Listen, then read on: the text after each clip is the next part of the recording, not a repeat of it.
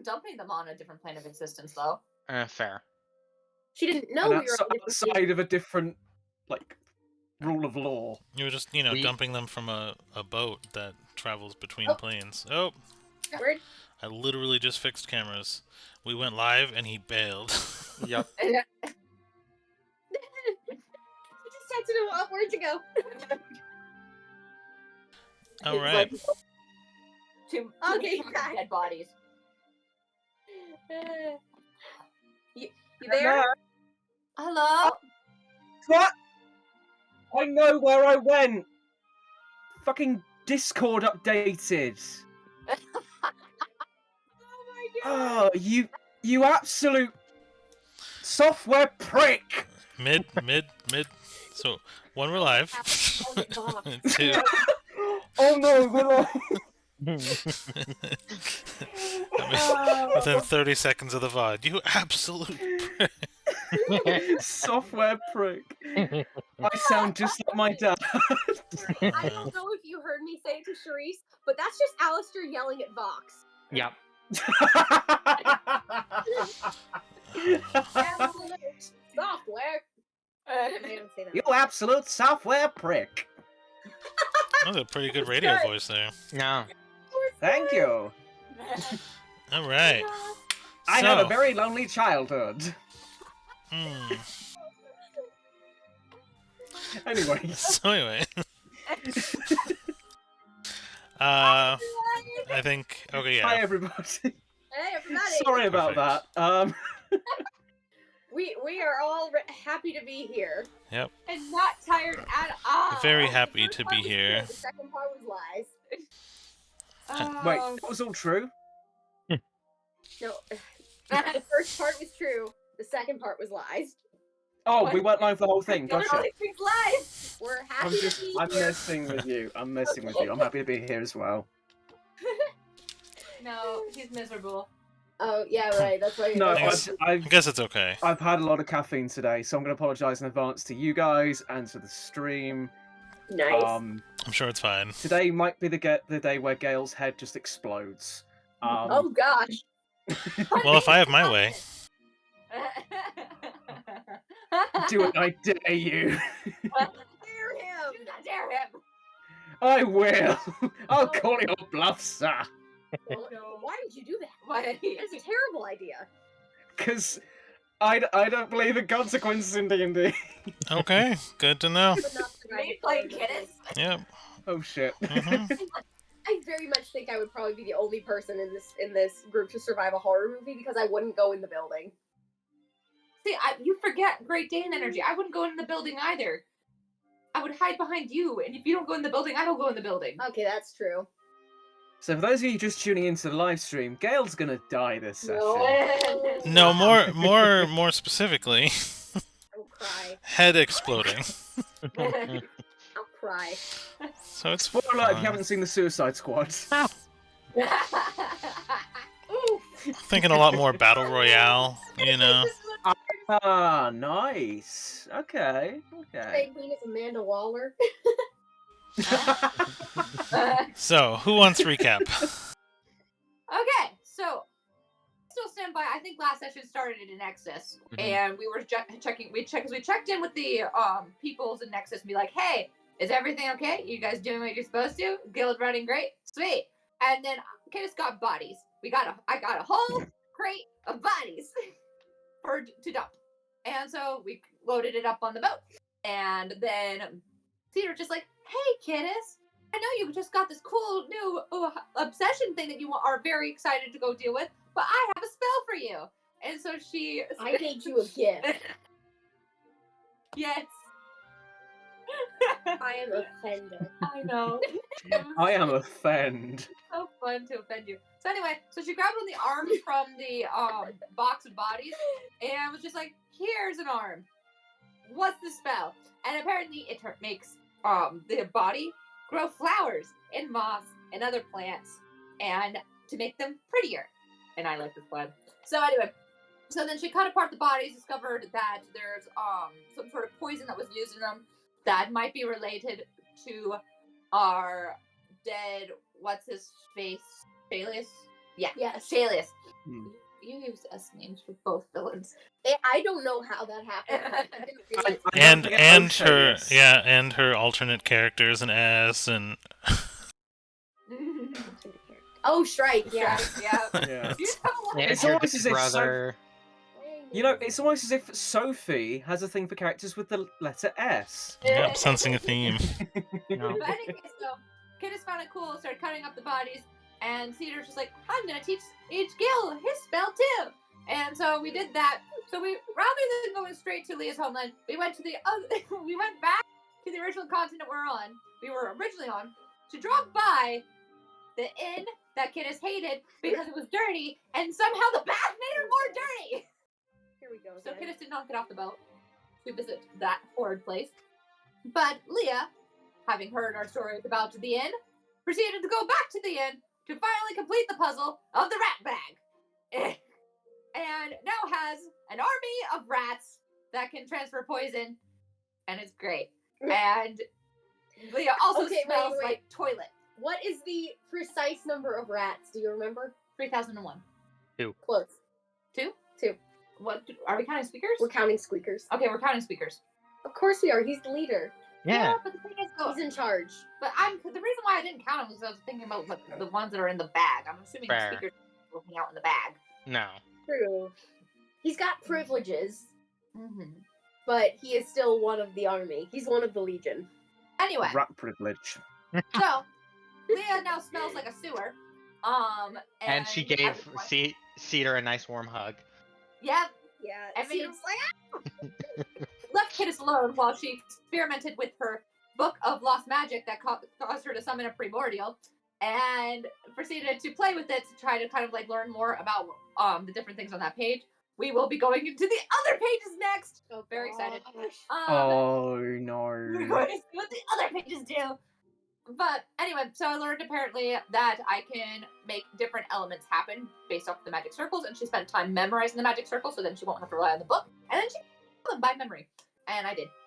So I did that, and then we continued on the boat. Kidis dumped some bodies and noticed that all of a sudden, the captain and crew were kind of, more of the crew were starting to treat her differently. They were no longer being as friendly, and they tended to avoid her. And apparently, so when she asked about like, hey, why is everyone acting so weird about me dumping bodies overboard a ship? Because I thought that was kind of normal. And then, because, last time, Boy's body got dumped over, and there was no problem with that. But anyway, so they're like, you're just making more work for us. With no further explanation, mind you. So, Who needs explanation? I do! It's I kind think of you're like wrong. it's like if you give a mouse a cookie situation. If you don't give me enough information, I'll find it out on my own. You'll find the cookie. In most inconvenient way possible. And that is very literal. So, one night, despite being told that we're not supposed to go above the ship on the More top part of than the ship, once. multiple times, that we're not supposed to go above ship at night, you just poked your head out, and I rolled a 3 on my stealth. So, I most certainly got caught. And turns out, we're not supposed to go up, because at night, we transfer realms and sail on the River Styx, and they don't like living things being out and about.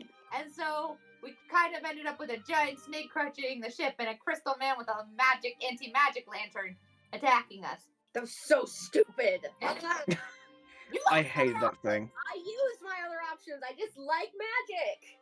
So, anyway, so we got in a big fight, and we managed to kill the crystal lamp dude, and then eventually the snake left us alone. And then Kidis walked up to the captain and was just like, so hey, that thing's in River Styx, that's cool. And that's kind of where we left off. Ta-da! Did I forget anything? I will say it's interesting when the river Styx with a Labrador character. Oh, No. I did take River Styx whiskey. oh gosh. Oh. Because I have a little whiskey bottle glass Yeah. thing that turns anything liquid into whiskey, so I dipped it in the River Styx. You do have that. So I Oh my did do that. goodness. So we're going to be figuring out whether or not it's going to kill someone. Magic whiskey. Gosh. So, sorry. The best drink you'll have for the rest of your life. Yeah. It could cause you to lose your memory. And then, you know, once the alcohol effect wears off, you still got the magical effect. I think that was the River Lethe, though. Oh, We're it might be, yeah. Yeah, if we're talking actual, like, underworld, like, And lore, it's if the we're- River Lethe. Ooh, Yeah, so the River Styx is the one that you dip in, become invincible, except for one weak spot. Oh, yes. Let's go That was swim. Achilles. No! Get in! Anyway. Dunk me! So, A joke. so ta-da! Dunk Gale. We're not dunking Gale. No, we need to dunk Harry so we stop breaking things. Stop breaking me! That's what we need it for. That's Right. what we mean. yeah. Yeah. Forget things, That's me. what we're talking Yeah, we about. mean by things we mean you And your and your ribs. bones. I'm not a thing, I'm a Harry. Anywho. Sorry. So just to confirm, because you have it in your possession, you have a water skin filled with river water. No, I have a flask filled with River Styx water in my room, currently sitting in there because I used my unbreakable string to dip it in and not hurt myself, and I'm waiting for it to dry off so then I can actually touch the flask again. Mm-hmm. That's smart. I know, Super right? smart. The flask No, turned it it's into not. whiskey. It's a very stupid plan. So yeah, that's right. It should have turned into whiskey, right? It did. Yeah. It should- According to the item. according to the item, it should make the River Styx water whiskey. Mm-hmm. So, we'll see how it goes. Super whiskey. River Styx whiskey. The kick is straight out of hell. Yep. Hey. You'll feel invincible.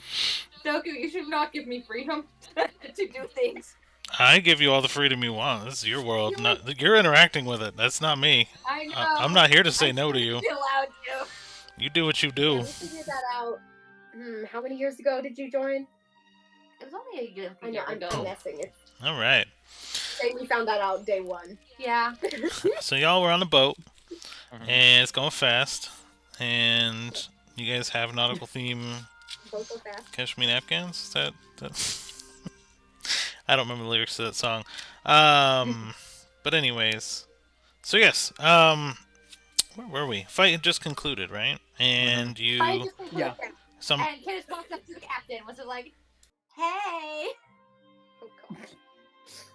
How you doing? What's up? so, well, that's a good place to start as any. Yeah. So the ship is... the front half of the ship is still very damaged. And the butterfly that kind of came down is almost making like a projector effect to kind of mimic where the boat was, like where all the broken pieces were. It's almost like making a translucent version of it, kind of overlaid over the rest of the boat, so that it looks whole, but if you were to touch the projection, it would kind of be see-through. So the whole front half of the first deck is completely sheared off and is being kind of magically rebuilt, at least a projection of it, by this butterfly that seemed to come when Leah called. Kittis walks up to the boat captain, who is steering and kind of navigating, and doesn't say much. He kind of gives you a look of disgust, and you don't even really need an insight check to know how he's feeling. He is rather annoyed. Sorry about your ship. I seem to recall this is a theme with you, group.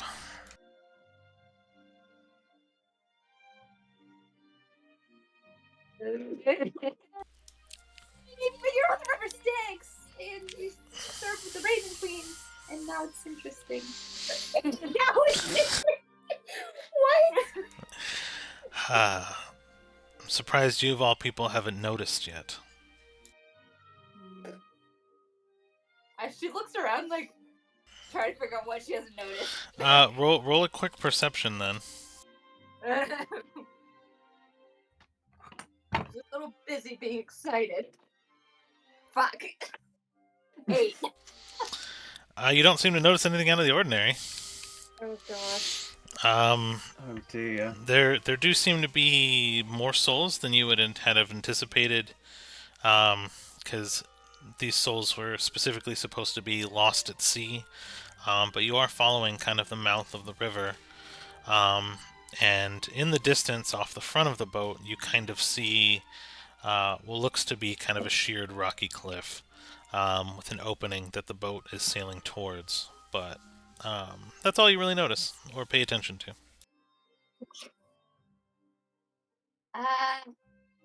Notice what? It matters not. Work's just been busy. As you can see, this is our night job that we go to. And we are cursed to being at sea for many, many years. It's the deal we made. Well, sure. How would you like to be living and then end up in service to the dead every night?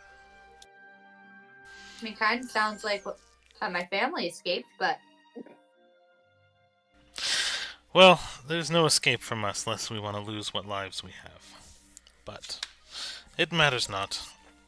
What matters is getting my boat fixed so I can continue working. Why did you decide not to listen? they said I was making her work harder with dumping the bodies over and then didn't proceed to explain how, so I was really curious on how, and I didn't think I'd get caught.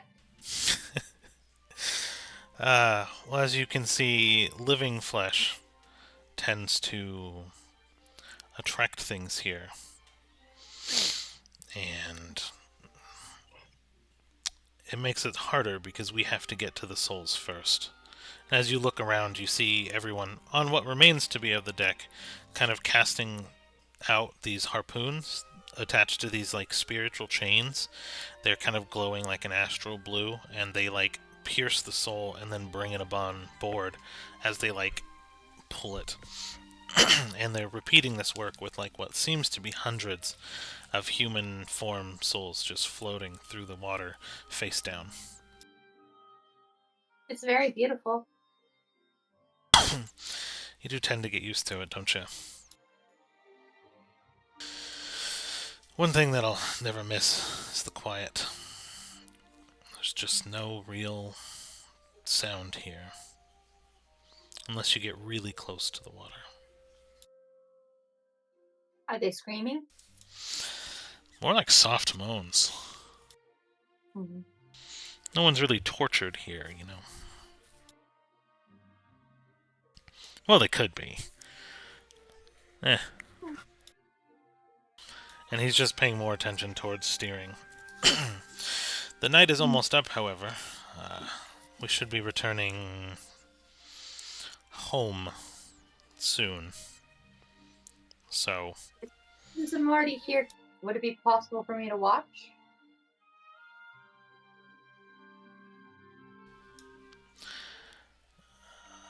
I can't guarantee your safety, but you can definitely watch. How bad of a risk is this?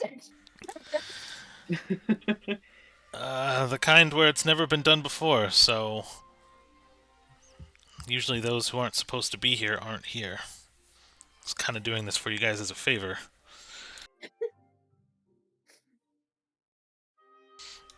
What's the worst that can happen? You die and come right back to the river? That's true.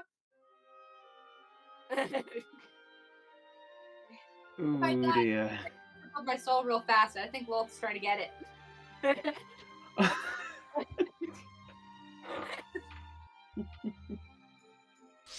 Alright.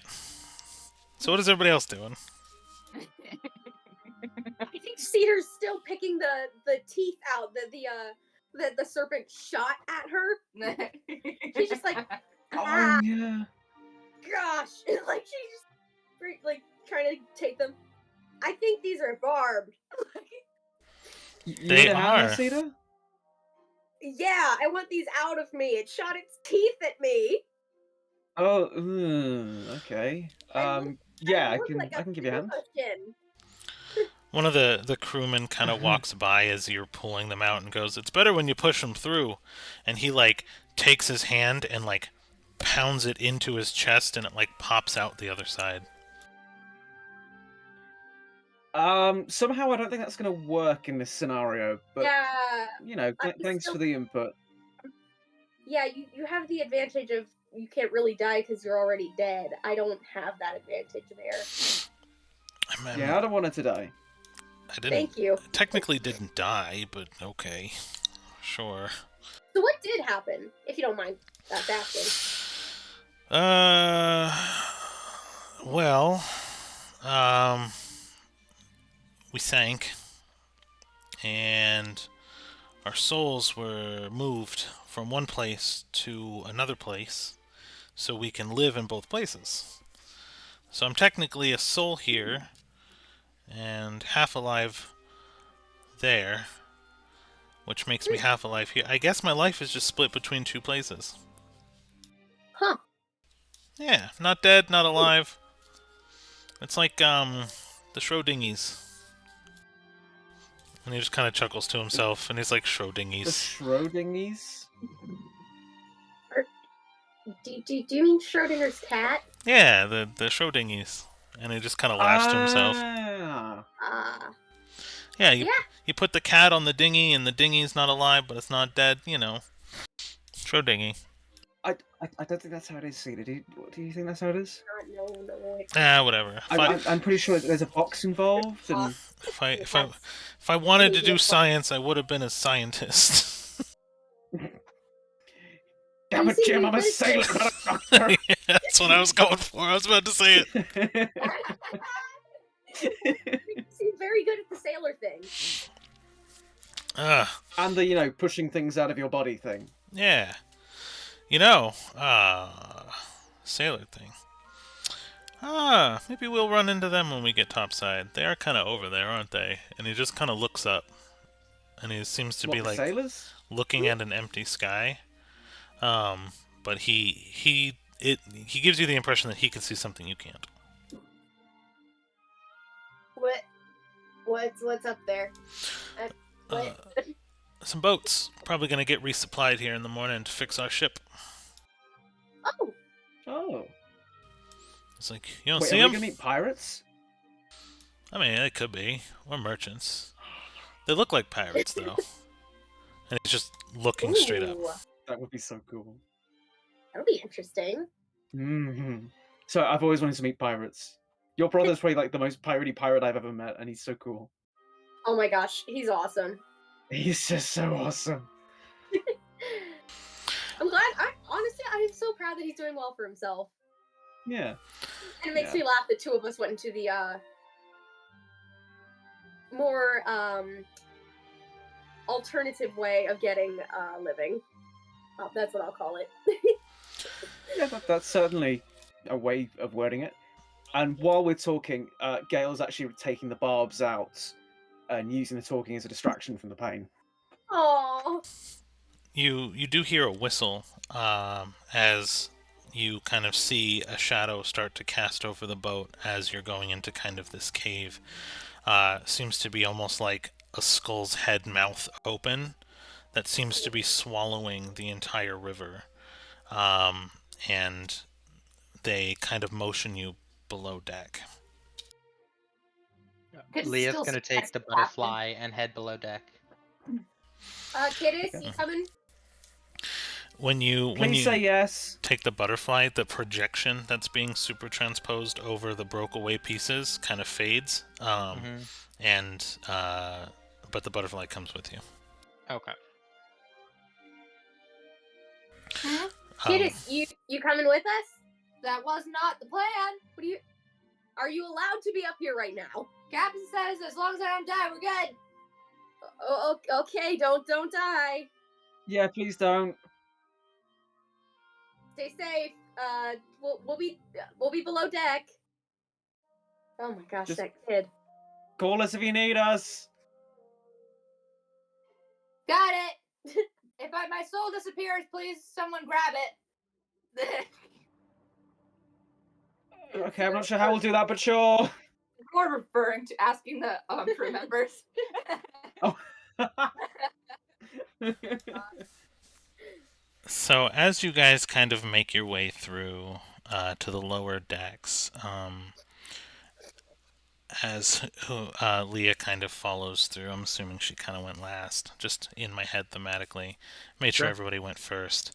A green flash of light washes over and actually kind of peers down like a spotlight running over the open hole of green, and it almost illuminates the entire middle of the ship. And you hear that strange whistle again, as what was completely silent before opens up into a wash of just water, and you can smell seawater and the ocean and kind of hear the commotion and clamoring of just crew, and you kind of hear like a whale that kind of pops up next to the boat and blow out water. So like sounds of life really begin to kind of start. However, for Kiddis, who remained on the top of the ship, We're gonna. We already made one bad decision last session. When do you stop making bad decisions for What kiddos? decision? Okay. You have the same No. choice. What's saying? Who's saying this? who's saying this? Your eyes almost white out from how bright this green flash of light is, and it almost eats the boat slowly. And as the green light passes over you, your soul is pulled from your body Yep. No. as it is displaced, connected only by a chain that you can now see that seems to be coming out of your chest. And as the green light washes backwards, it's getting farther and farther away until the chain goes taut and tight. And you can actually feel a pressure, not pain, but your soul literally being pulled from you as you kind of get your vision back and your eyes begin to settle for a moment. And you're seeing a second Kiddis right in front of you, almost in perfect view, mirroring every move you make.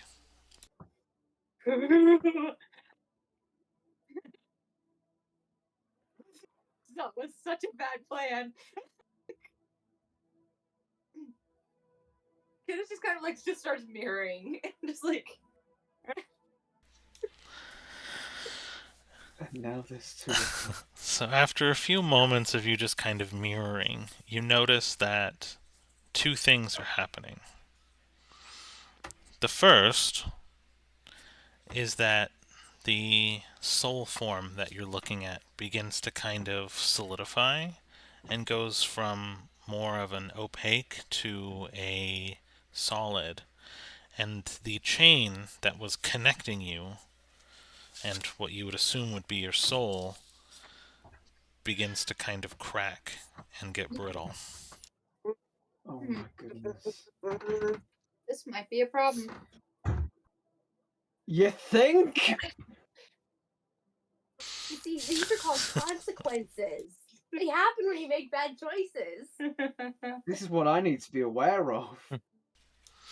She kind of pulls Atlas out, just like of her bag. Now that we're not in the river sticks, it's just like, so, no. you got a way to fix this? You how would he know? He's a lost soul. He's the last person you should be asking. Soul, maybe. Oh my gosh. Soul transfer. Zoe's watching. Hi, Zoe. Hi, Zoe. I love you. Hey, Zoe. Bad plan equals best plan. Thank you. Zoe, do not encourage her. Do not encourage her. Hold on, I have bodies I could probably reattach a soul to. So Oh, you no. pull Atlas out, And he's going to do one of two things, but I need you to roll a d20 and tell me odds or evens. Okay. Let's see. That's a 2, so even. Okay. So he goes to the center of the chain. And he was a soul of a hero, remember? And he pulls out this tiny broadsword because he's probably 4 or 5 inches tall. It's a little spiritual flame, but he takes kind of a solid No. form, and he pulls out a No. broadsword, and he just swings downwardly on the chain. And you feel almost like your breath being forcibly ripped from your lungs. And he goes to take a second swing. Buddy, wanna die yet? He looks at you concerned. Roll an insight check. Good. Natural 20. Yes. You see him and you look at him and you realize what he's doing is not malicious. You kind of get the sense that if it remains attached, or if he feels that if it remains attached, it could weigh you down more than anything. Because it shouldn't be here, it's going to go somewhere, and since you're attached, it's going to take you with it. And so he's trying to sever that in his own way to save you. And that's what you kind of get from his actions and the look of concern on his face. 2 things, though. If my soul goes down, there's a risk Lol's gonna get it. And also, don't I need a soul to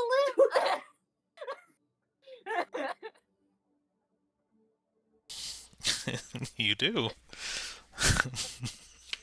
You assume. So, buddy, can you go drag one of them up real quick? Before my soul drags me down somewhere where I'm not supposed to be?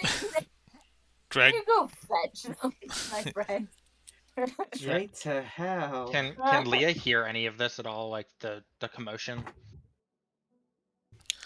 Roll a perception, because you were in last, so there's a chance, I guess. That's a 22. So yes, what you hear is you hear 2 voices every time Kittis talks, almost echoing each other, but like too immediate to be an echo. It's like literally more like displaced voice. It's one voice and then the other right on top of it. And she's talking to, you can probably actually make out that she's talking to Atlas. And you also heard the first clink of what sounded like metal on metal. Alright. Leah's gonna head back up, see this, and well, first, does anything happen to Leah? No, you guys are back in the normal realm at nighttime. Leah's gonna grab on the chain and try and yank the soul back towards the body. Okay. Any contesting, anything like that? So Kittis is just going for it. She's just gonna see Leah walk up and go, "Get back in there!" Like putting a sleeping back in your body. And actually, I'm gonna, because we're not in turn order, I feel like I can probably do this.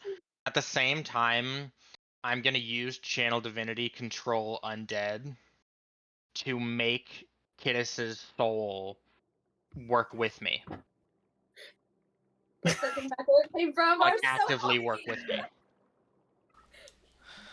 I think it'll be the first time Kittis has ever worked with anybody. Kittis, can I have your soul roll an insight for me? Oh my god. Insight is a 9. We're barely a half hour in. It's a 9. What is this? And then Leah, roll me an.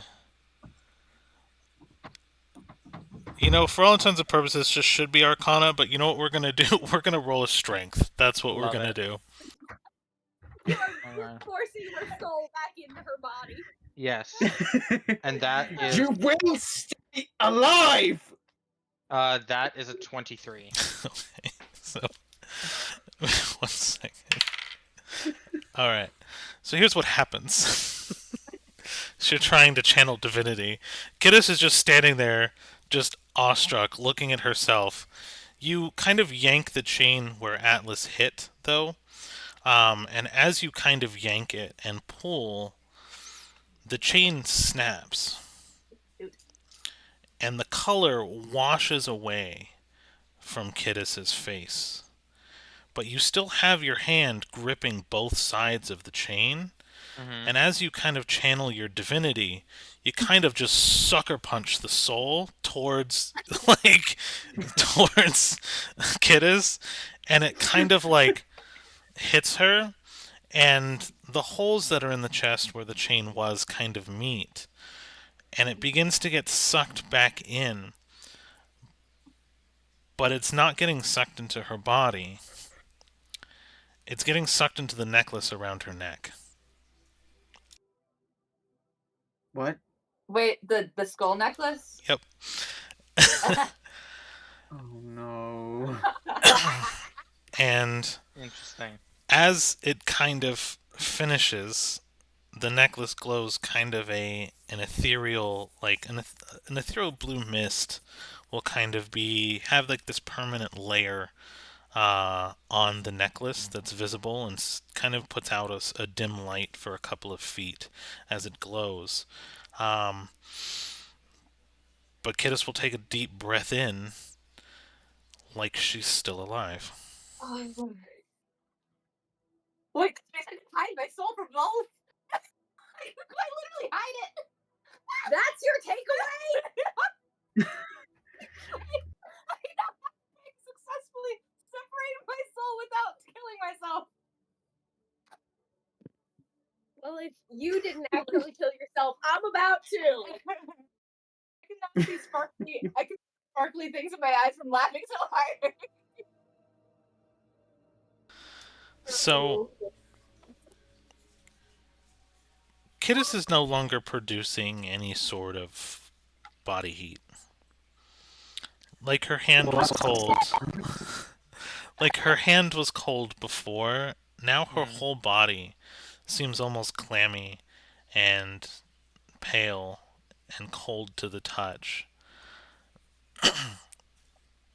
Every time Preston, here's your bride. every time she moves now, Cross out till death do us part on the wedding vows. there seems to be almost You're mine forever. a displaced after image following her around now. So every step she takes, she's stepping through herself and just leaving herself behind before it catches up again. And this is a visual effect that will remain for now. As Kidis just starts playing with it. She starts running around chasing it, like having her own soul chase her around. And the soul is definitely bound to the necklace, but if she stands still for just a moment too long, yes, if she begins to walk again, you kind of see her and then catching up, stepping. And then as in motion, the effect will kind of go away a little bit. It's almost like this displaced image constantly. Thanks, Leah. And then Leah just goes, yeah, no problem. I have something I gotta do. Sticks her head below deck and goes, Cedar, I saved your kid's life. You fucking owe me one. What happened? Oh my gosh, What? I knew she shouldn't have stayed up there. What happened? Hey, Kevin. Thank you, Leah. What did she do? Get it? Kidis is now talking to the captain. She's like, look at it. Leah, what Yeah. happened? No. Your kid got their soul separated, almost severed, because apparently Atlas tried to sever the soul. Don't really get that one. I forced it back to the body, but it didn't go into the body. It went to the weird fucking necklace around her neck. Now her body is cold as shit. I'm guessing she's considered undead now, but her soul is technically with her, just not in her body. Oh no. Have you ever seen this happen? She's like still talking to the captain. Hey, Gail, I think we should go have a talk with Kiddis. Yeah, I think we should. The I'm captain, back to being afraid of her now, though. the captain will smile at you for a moment, and he'll actually kind of spin his lower half and turn it into kind of like a mist. And you actually see 3 sets of mists circling around each other, creating what looks to be the same type of effect that you're doing, but in like a vortex motion at his feet. That is so freaking cool. And then, has Leah already gotten Leah's gonna head below deck and finish off the long rest that we never got because the fight interrupted it. Leah's like, I came, I kicked ass, I went to bed. Yep. I Her punched the job soul is back into done. his She body. saved too many lives today. Grief, yeah. She's like the opposite of a cleric. Yes. Okay. Let's go have a talk with Kiddis, and then I need to pass out. Hey, Captain. Yeah, I feel that. I feel that. Does this mean that I can go above ship without the consequences? Because I'm technically not alive anymore now. You're probably about as live as a vampire. At least that's how it was explained to me. But so you can go up and during the River Styx. Can I go up and explore the River Styx then? I don't know. I mean, because you're still alive. Yeah. You're carrying your soul around.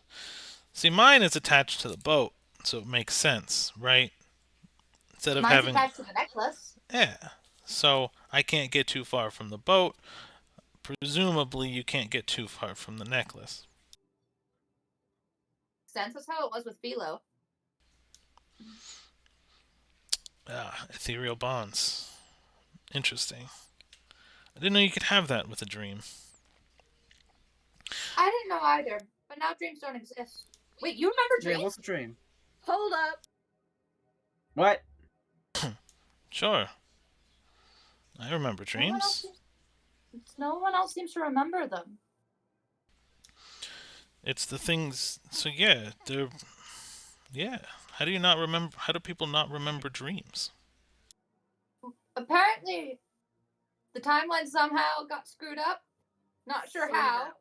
Not sure how, but apparently fear never existed now, and so dreams don't exist because nightmares took dreams with her. I wonder how that could happen. I don't know. Yeah. Yeah. I don't know. I feel like Wonder how. I feel like this is when Cedar and Gale walk up Yeah. to Kiddis. It's Kiddis? I mean, we don't have dreams, but when we were alive, we did. I mean, we're not dead, but we don't have them now. I guess if they don't exist anymore, but maybe we were somewhere else when Maybe. when whatever happened. I mean, we exist between places. Interesting theory, though. I'll have to look into that more. And he actually pulls out like a little magic journal, and a quill begins to kind of write down information in almost like a magic ink. Also, this begs the question: do the dead dream?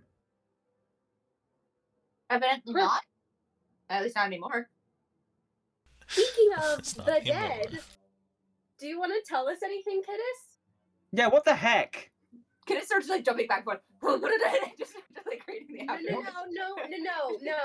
How are you doing that? What is this? Are you really fast now? She like. Should I be worried? Okay, your necklace is glowing. You want to explain that one? Didn't Leah already explain it? She did. I want to hear your explanation too. Yeah, she said that she saved your soul. Yeah, it's now in the necklace. So How did it get out in the first place? We found out what happens when a living soul transfers from the River Styx to the back to the living realm. Apparently, it tried to rip the soul away from the body. Oh. I see. We now have more information about the river Styx. You're welcome. No, And we're she not. starts skipping down the See, stairs. oh. Oh, right. Do I count as undead now? I don't know. Yes. I'm looking things up really quick. Give me your wrist. Huh? Give me your wrist. Talking to Doku. Oh, I thought you were just having kids yell at into the. What'd you say, Doku? I'm looking things up really quick.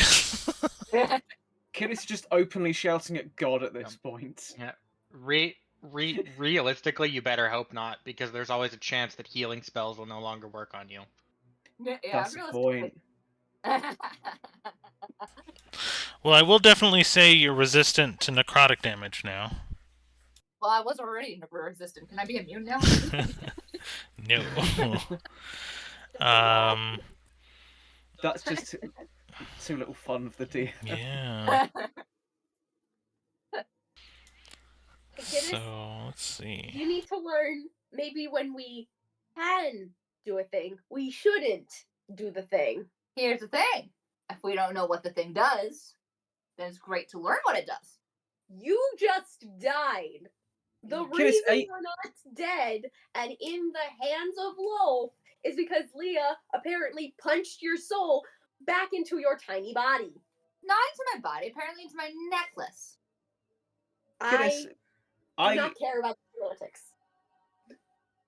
Kidis, I want to sort of voice that things with your soul is not the time to fuck around and then find out. Split my soul like a while ago. Now at least know it's whole. So here we go. You're going to be immune to poison, but vulnerable to radiant. Okay. Customize. PvP, PvP, immune. PvP. Wait, so I was what? You're immune to poison, and now vulnerable to radiant. Vulnerable to radiant. I had to find the monster entrance for lifeless shell. So this does that beg feels. question. Will river Styx now count me as living or not? Kidis, we will not find this out. Please do not fuck around again. I am putting my claw down. I'll go back down before we. Kidis, it's a chance to explore the dead world. Kidis, for once in the time I've known you, I am saying absolutely the heck not. I want you to make a note on your character sheet that also says consume. Consume? What? Hold on. Is she a freaking vampire now? Okay, trying to figure. No, she is not a vampire. Okay, that's good. That doesn't make it so I can see it. I'm trying to find a good place to put it where I won't lose it. Give me 2 seconds. Kidis eventually does skip downstairs, and she's now going to basically be exploring on how much this has affected her now.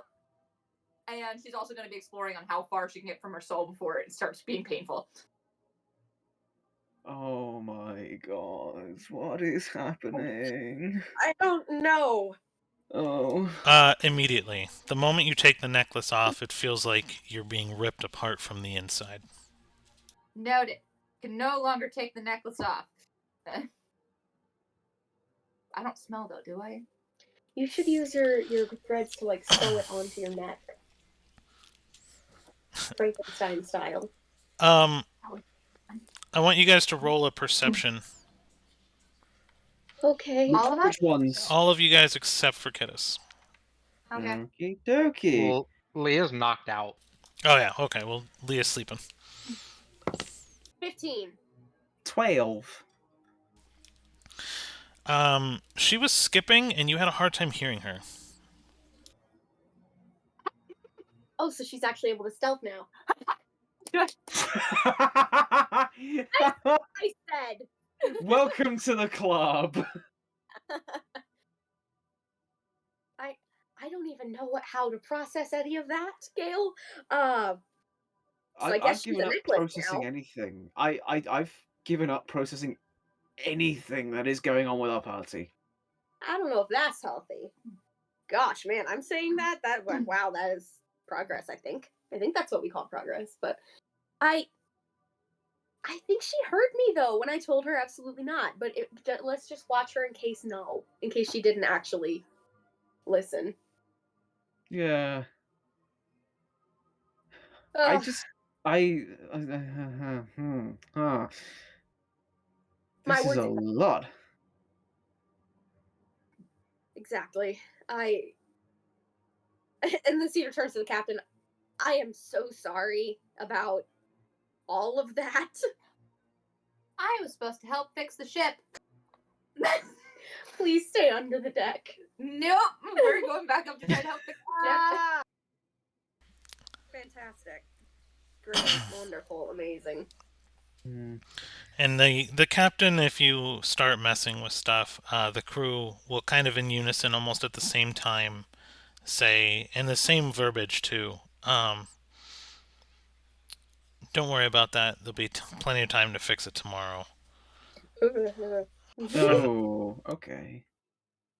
Okie dokies. Well, if you want to ask my Fey Queen for help, we can try stitch it. And she's like looking at her arm, just like going back downstairs. Oh, this is gonna have consequences.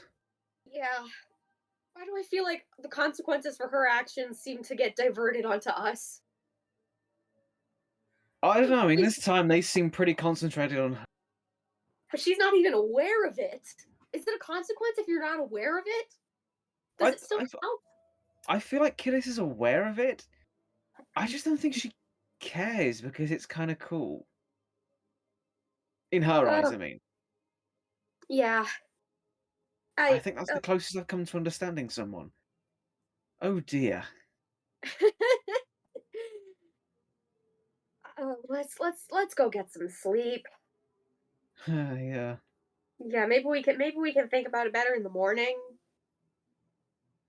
I doubt it, but maybe. It's a solid maybe. Good work. Good work. Yeah. Kidis is now in the captain's room, basically pulling out all her pets and showing off her new after image. My goodness. Peter's gonna go and get the rest of that long rest. All right. So will Gale. He'll try at least. So you guys spend the night resting. The day. The day, right? Well, it was about what 5 a.m. when you guys kind of moved back over. So then you kind of continued getting the rest of your long rest. So it's probably about maybe a little bit before midday when you guys begin to kind of stir and wake up. Kidis is not sleeping. She does do like a short rest though. She'll sleep tonight. Yeah. I think Gale is going to try and get some sleep, but when he does, he's going to just quite restless because of all the stuff that's going on upstairs. I don't mean upstairs on the ship, I mean upstairs as in up here. In your mind? Yeah. No worries. Leah just knocks the fuck out like, I did good today. And then when she wakes up, the first thing she does, she heads to the restroom to continue washing the rat bag and the rats within the rat bag. I'm just imagining her with like a little toothbrush, like washing each of the rats and giving them a little I was more thinking like they jump from the rat bag into a bubble bath and start synchronized swimming. Love it. Like someone got a little rubber cats on. Yes, you are given a whole barrel of fresh water to get this done. And at about 50 at a time, they'll kind of swim to the bottom too, and like then they float up, and just their butts and legs are kind of kicking up. And that's just what she does until the others wake up.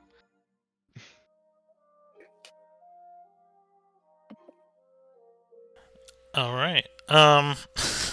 Sounds good. When you guys get above or wake up, you kind of will start hearing not the sounds of like mallet pounds or anything like that, but the butterfly that's actually kind of left Leah's side and went back to the front of the boat and begin putting out its projection again.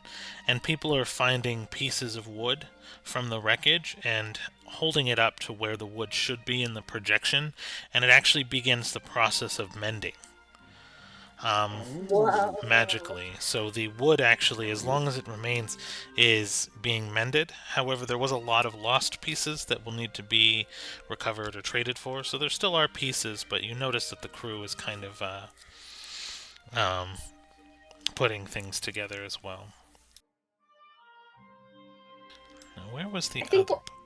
Mm-hmm. I think when Cedar gets up, she kind of like goes upstairs, kind of notices that whole like the mending thing, and then just kind of like tries to kind of join in and like putting the wood boards back, kind of without the captain or crew really noticing, because she wants to help, but she knows they're being like, no, it's okay, but she's like, I want to help. Technically, my kid broke it.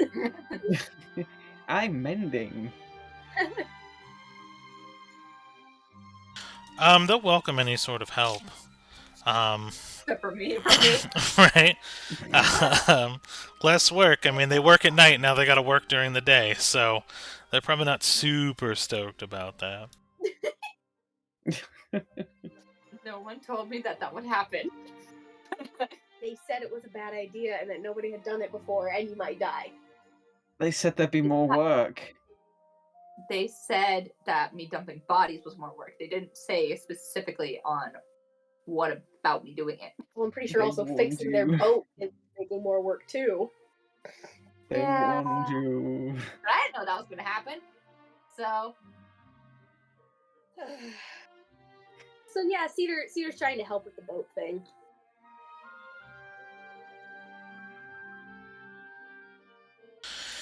You notice as the day goes on, though, another boat kind of pulls up side by side, and the captain makes no attempt to kind of shake them off.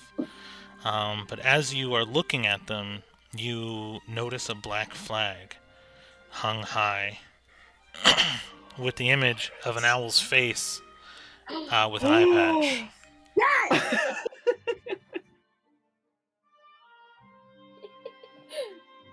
Oh. And an owl actually begins to fly away from that ship and land where the captain is sitting, steering the boat. Cedar, go and roll a perception for me. Owl or owlin? I mean, it's an owlin. Oh, you said perception? Did you say perception? Yes.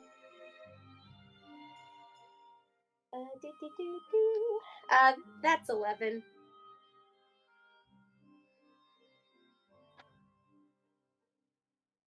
Oh boy. It'll be fine. He'll be fine. I'm just trying to get the image loaded. There's a lot of images now, so Maps is hating me. He's fine, it's fine.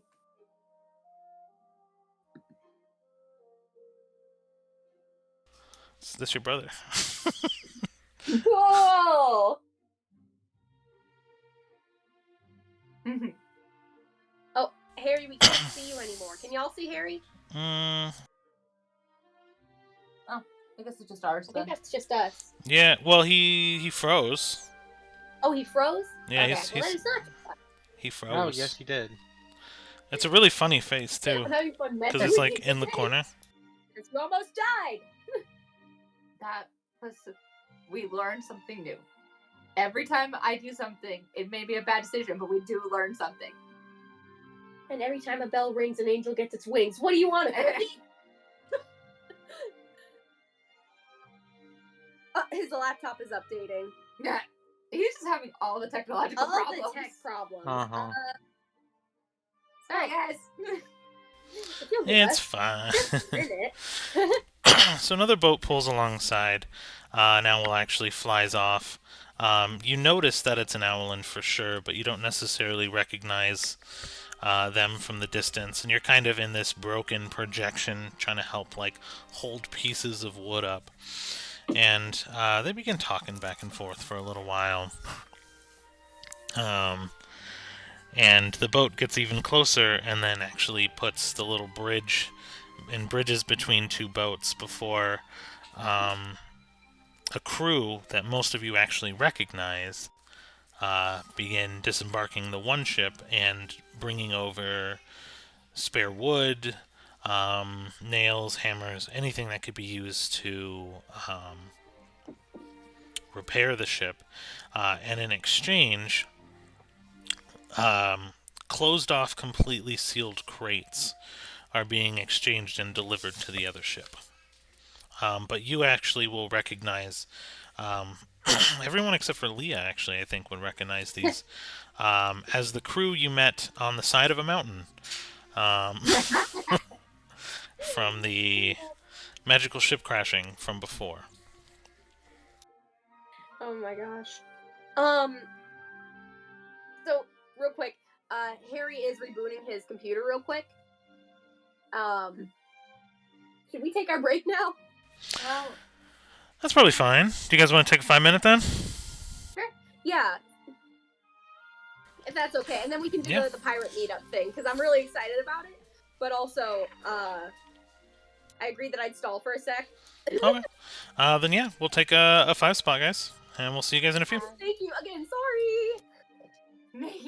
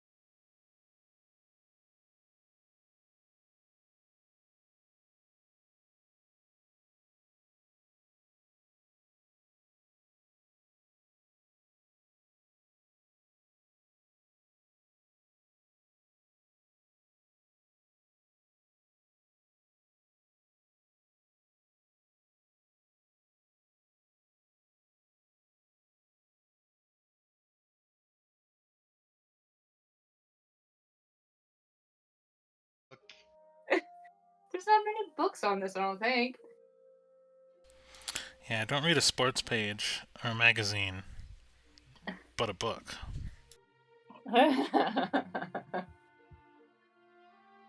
But I did learn something new about how the river Styx works.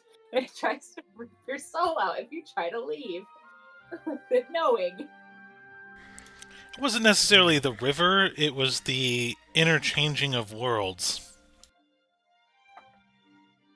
Which is why I so readily rushed below, because I figured something like that was going to happen. Oh, but hey, I'm now immune to poison. Yes, but you're vulnerable to to Radiance. And Radiant, I would be astounded if Radiant is not extremely prevalent in Gale's arc. Oh, most certainly. We gotta figure out how to get my soul back in my body before we get there. Well, good thing Talking we of which, hi. Sorry about that, guys. No worries. But also, something I think is hysterical Is is Kidus can no longer get drunk. No, I can't. Hmm. Wait, I can't get drunk. Haha. You're Drunk immune. is considered a I can drink whatever I poison. want. You're immune to Yeah. poison. I can drink whatever I Yeah. want. Does this mean I can drink the River Styx whiskey? Oh no. Haven't we messed around and found out enough today? There we go. Never. I think I'm back now. Yeah. Yep. The whiskey I'm right there. really sorry about that. I don't know what happened. I was going into the maps tab, and my computer just completely freaked out. Love tech. Oh yeah. No worries. It's the Uh, best. It is we- testing me so much tonight. Mm-hmm. We had the pirates came on board. They're helping give supplies. We haven't said hi to ACO yet. Okay, Uh, cool. Probably still below deck, playing with her pets. Leah's still giving all of her 3,002 rats a bath. I don't even think Gale's awake just yet. Oh. Gale just crashed, and he's just rebooting. Oh. That's fair. Gale was the computer. Yeah, All right. I'm so sorry about that, there, guys. My computer just Okay. hates me today. It happens. You're good. Don't worry about it. It happens. It's not alone. I mean, you want to talk about computer troubles? This group knows computer troubles. One of our Woohoo. computers just fucking died on us entirely. Yeah, don't remind me. Yeah. How's Well, I that? also meant me because it True. happened to me too. Oh, that's right. That's right. Yeah. Yeah. I'm glad I didn't lose everything. Mhm. I keep backups of backups, so I'm like Right. really happy. Yeah. But yeah, no. I forgot too. We both had Yeah, rebuilds in the Yep, my cooler fucked up, which fucked up my hard drive, which fucked up my CPU.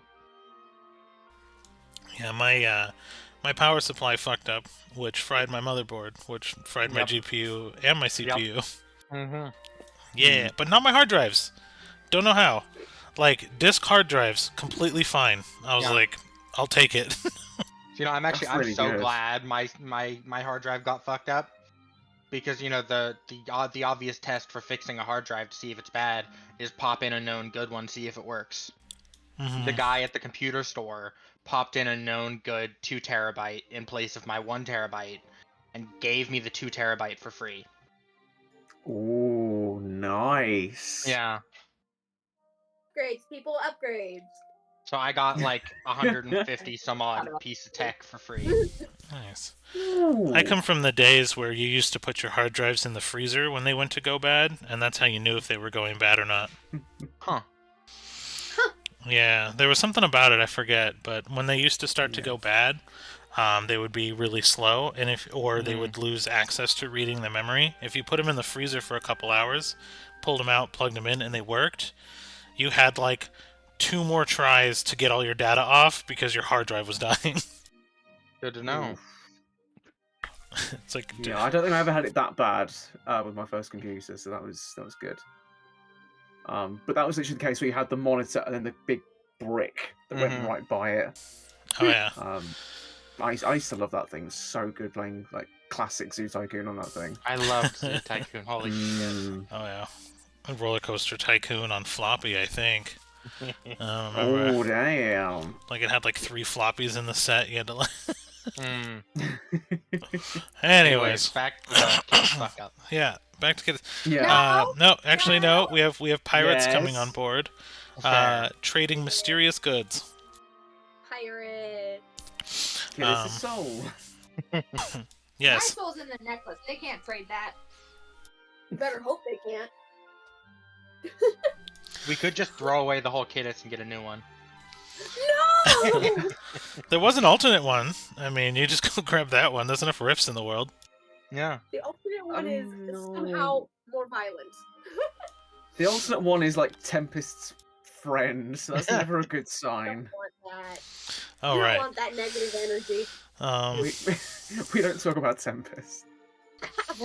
So, now there's almost like 2 crews worth of people aboard, and it's getting really loud and rowdy, and you see people like breaking bread together and drinking together, and the repairs have all but almost stopped to kind of welcome the crew and just kind of be merry, if you will. So the environment is a lot more lively, a lot nicer, and less tired and angry. Kiddis. So, Say to me. but both ships are actually still sailing in kind of the same direction, almost like they don't really want to lose time. So, is there anything you guys are doing with this information? When Kidis hears the noise, she does go eventually put her pets away and go above deck. Yeah. Then you also recognize the crew as Cedar's brother's crew. Some of them that you've actually interacted with on the side of the mountain during calibration. I think when Cedar notices ACO, she goes, and then she like pops up, flies over, and just like flying tackle hugs him. And he's like, oh, and he kind of like straightens up his feathers and does like an exuberant bow when you let go of the hug, and he's like, my queen, and he kind of laughs.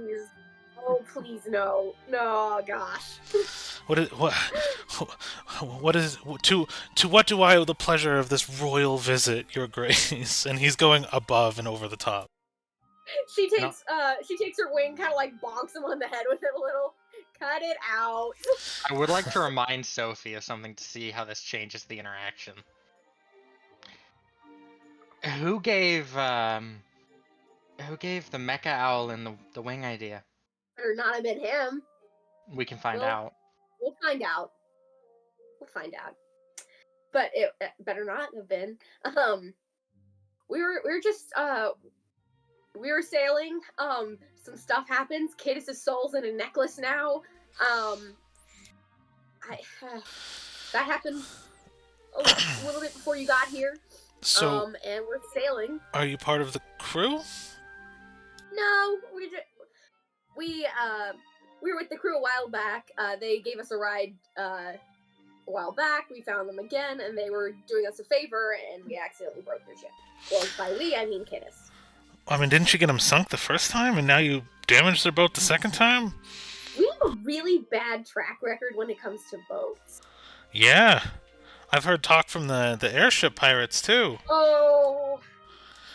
I mean, we've been making pretty good business running supply lately, and people talk. I don't think you guys aren't going to be welcome on anything. Stick to wagons, yeah? Oh, wait. Yeah, I wouldn't be surprised. Yeah. Kidis eventually does run up, and she's like, and he kind of like nods and gives like a small bow, and then he'll come in and kind of like wrap his like arm around you, and he's like super fit, and he's just like really well put together for a pirate, you know. And been good, better now. Jeez, you're cold. You should get some sun. And he kind of just like rubs your shoulder. Oh no, this is permanent. I think semi-permanent. Ah.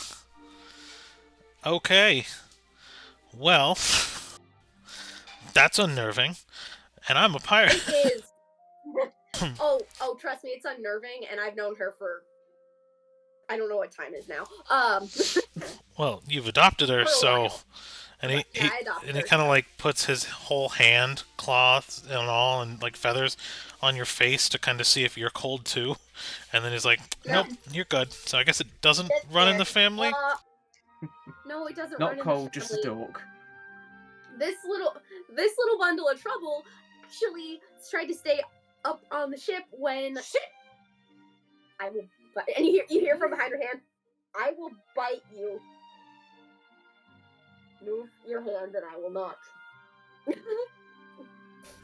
Oh, okay. And he kind of rolls a little bit of a.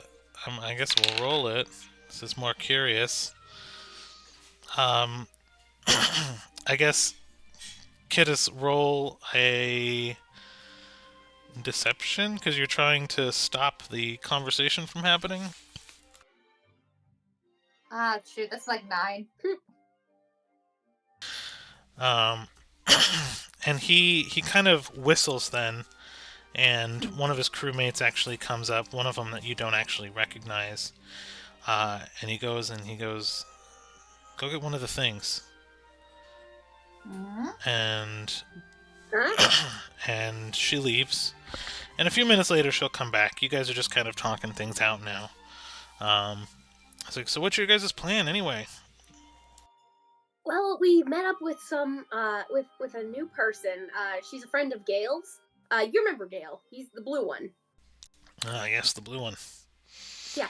I'll have to go grab him in a second. I know he'd be happy to see you again. But his friend, who is a furbolg, she's terrifying. I'm a little scared of her. And yes, I know I say that when I was friends with the scarred woman. So that gives you perspective. So you replaced the crazy one with a furbolg. She kind of died, so it was not fun. And then she popped up, and I guess we're going to her homeland. Ah, Yeah, fun. Yeah. it'll be a new place, honestly. Yeah, where are you guys going? Give me a second to think of the name of it again. I feel like you mentioned it at some point. No, it's all good. Remember. No, it's he'll basically respond with a little bit of information about it. He said, "Yeah, I've been docked there before. Really love the architecture. It's a really beautiful place. Really traditional in their customs. So just be careful where you step. Gotcha. People Thank are you. easily offended there." Oh boy. And by this point in the conversation, Kiddis has gone back up to the captain. Or back over to the captain. I don't know if we're still in front of him. So yeah, you can approach the captain if you leave the conversation with ACO.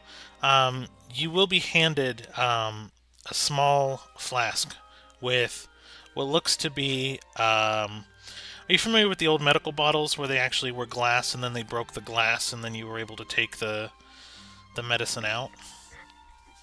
Mm-hmm. It's like a glass medicine vial. Man, I'm aging myself so much. But yeah, so she'll hand you a glass medicine vial, and she'll smile and just say, "When you get hungry again," and she'll leave it at that. She kind of like shakes the bottle. Why does no one explain things thoroughly? The bottle feels like there's nothing more than air in it. ACO, what did you give me? And he kind of looks back and is like,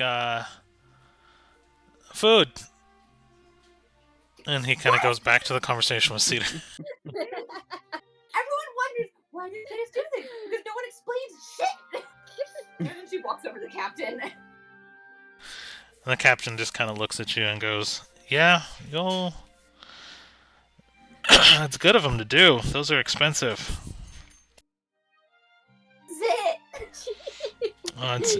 It's food. It's how you satiate yourself. When you get hungry, you eat. Yes. Cedar's just laughing at this. Cedar's just laughing, watching Kiddis be like, ah. She puts in her bag. She specifically puts it in the backpack that like goes, ow. Not the bag of holding. The one that Mhm. makes the eating noises. Yeah, and goes bleh when it's coming back out again. It's like you'll but- probably need special food from now on, so just be careful where you go. I can't eat regular food. What about my cinnamon toast? I mean, you can. I don't know if you need it though. Interesting. Well, this is gonna be a fun adventure. She's kind of like looking at her hands again. Oh, what I came over here for. So she pulls Atlas back out again. She's like, so I've been trying to figure out where he's supposed to go. I'll be right back. And Cedar just, I'll be right back. Kiddes, you ask him what you need to. Be right back. And she walks off. Where he needs to go? Yeah, he got lost. You guys help lost souls, right? So I was wondering if you knew where I'm supposed to bring him. Well, he's still here, probably because he needs to do something. Poor little guy. I mean, he's lost, sure, but I'm sure when he finishes whatever he's got to finish, he'll move on his own. Usually they don't take form like that, and he'll kind of like take it from you and like lift it him up and kind of examine it and then set it back down. It's like, yep, that's stronger than your average. So when he finds his way, I'm sure he'll pass on his own. Okay. I named him Atlas. It's a good name for a hero, isn't it? And he takes kind of like a humanist form and like flexes his muscles and stuff, and then kind of goes back to the little blue flame. Yeah, he's been very fun. I just wanted to see if you knew on how to help him. So I said I was going to. Well, he'll help himself, so worry not. All right. And if I can do anything to help fix the ship, I really didn't mean to break it. the only thing I need from you right now is to stop. I can do that. Just whatever you think about doing, don't. People used to say, why are you, what are you thinking? But that just meant stop. So, go. You can play around, run around, have fun. If you want to do something constructive, what are we gonna do? Stop. Yes, perfect. and he's like, now go see your mom, and he'll like pinch your cheeks. Technically, like 18 in like maturity years. No, you're just shy of that. Oof. Going to say she's 18 and maturity years, right?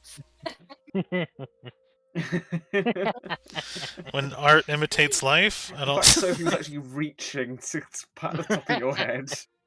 The reason why you play Kidda so well is because it's like real life. As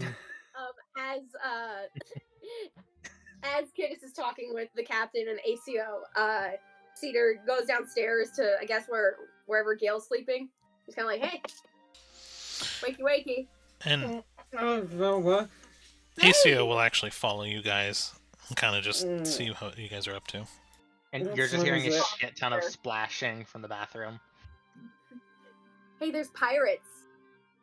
Figured you'd want to see the pirates. cool. Yeah. What time is it?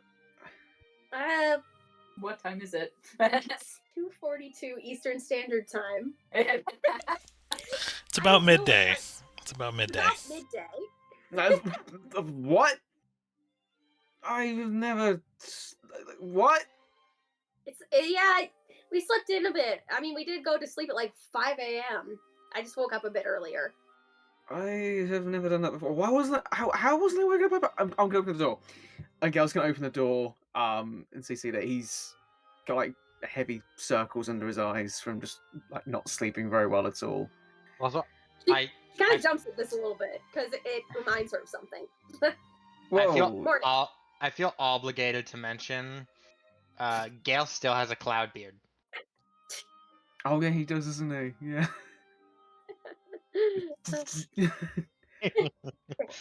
What? Oh. What? Good morning. Nothing. Well, good afternoon. You? But yeah, look. What? Yes, look. What? What is it, Cedar? You jumped. No, you just look a little tired. That's all. Did Kiddies draw a penis on my head again? What do you mean again? It was one time. Goodness. It was one time. It was just It was permanent marker. It came off eventually with enough presentations. Yeah, I had to rub like 3 layers of skin off my forehead. But yeah, my brother's on board. The super cool piratey one. Yeah, the pirate one. Awesome. I'll Right behind us, by the way, just what you. Yeah, he's literally just, when you say super cool piratey one, he just kind of takes a pose and just like looks nonchalant at like the deck above him, and he's like examining the wood, and he's just kind of looking like super cool. Hey, hi, how Hey, blue boy, how's it going? yeah, good. How you doing? Good, good. So I actually I think I got somebody you should meet. And he whistles again, and that first mate he had, the woman kind of walks up, and You can't whistle. and she kind of looks around and then kind of blushes a little bit when she sees you. Hi. I'm Gale. Oh, hi. Did you guys need anything? And she like just kind of gets a little shifty. I don't know. Did we need anything, guys? I don't know. I was just. Apparently, I can't eat food anymore. Okay, that's a problem. We'll figure something out, but this is what happens when you mess around and find out. You're in the process of finding out. Yes, but we got valuable information. I think the long answer is no. Okay. I think we're okay. I think. Oh, okay. Then why'd you call me over? And he kind of whispers something in her ear, and she goes, "Oh." There you go. Mhm. Pirate first mate. I was trying to copy that over this whole time. Let's have a look. That's cool. Cool looking. Nice. And she For goes, me, "So not Cedar. For me. you're the one who saved ACO's sister, then?" Oh, Pelly? Well, And Cedar? and Cedar, yeah. So you're a healer. Yeah. I guess I am. Do you think you could do me a favor? I'll pay you. Oh, well, that depends on the favor. What can I do? And she like wraps her arm around you, and she's like, "You think you can do anything about this?" And she actually pulls down like the top of her blouse, and there's a huge, Gracious. huge, like burn mark gash. She's like, "I came in contact with some blue flame, and there was this fire, and I was trying to save it from this baby, and I got hurt, and I'm wondering if you could help me." You came across blue fire? Wow. Yeah, I guess maybe I could help. No, we don't need that on again. And yeah, Gale is going to. I'm not sure what sort of spell this would be. Where's Leah, like, physically in this? Is she close by to the point she can hear Help. this? Yeah, Help. well, Help. she's right outside. I mean, she's washing buckets Mhm. and things. Please help. You're welcome, buddy.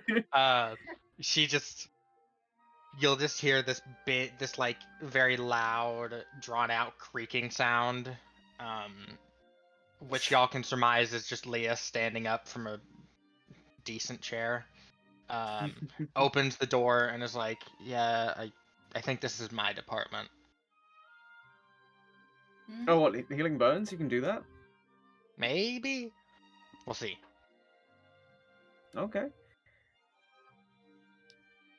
Yeah, I'll defer to my sister over there, Leah. she's pretty great at the healing stuff as well. You know, give her a chance to do something good. Oh, okay. And she kind of looks just kind of weirded out a little bit, but then also then just kind of wraps her arm around Leah and like gets a little flirty.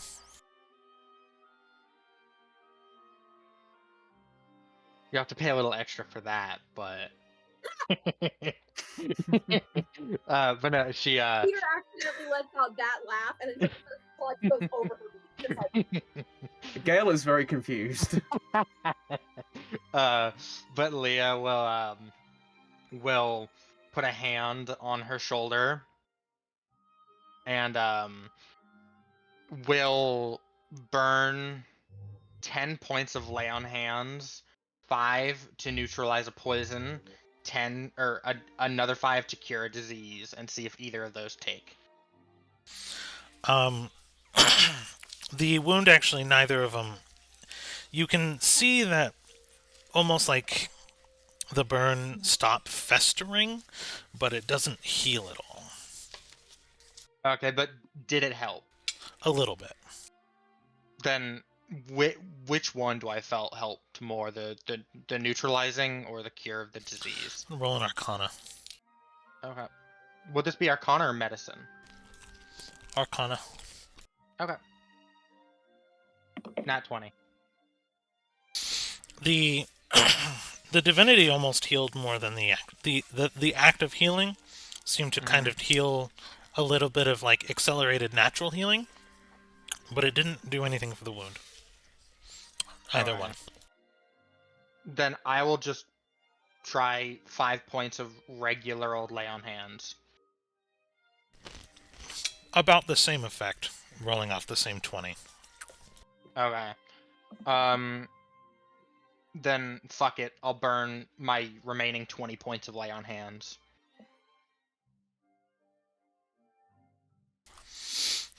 So before I let you continue to fail, and she'll kind of stop you, and like as you're doing the lay on hand, she'll kind of lace her fingers with your fingers and like grip your hand, and it's like tiny hand, but it's really strong.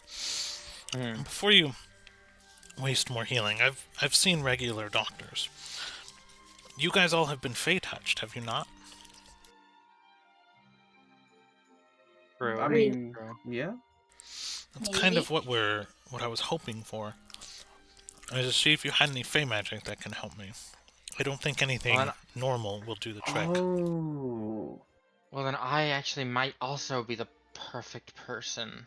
And she will take a knee and start praying to Prism to try and patch up the wound the same way that Prism did for her. Go and roll a performance.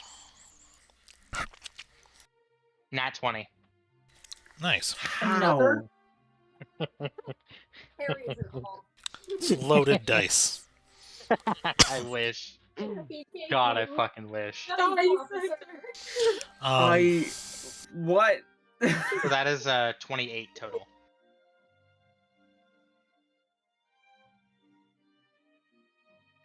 Perfect. So you begin to actually like try to do your lay on hands again, but this time you're like channeling your Fae, and a bunch of butterflies begin to kind of fly out of your hand, and they look like they're actually eating the wound. And they seem to, once they kind of eat in their area, fly away, and then they'll kind of decay and then turn black and like fade into ash and smoke as they hit the ground and disappear. But it seems like the wound has partially healed. Okay. And has only really left a scar where the wound was. Ooh. And she lets out kind of an excited squeal. It's like, I knew you were the people to do this. I knew it. Let me go grab something. Don't go anywhere.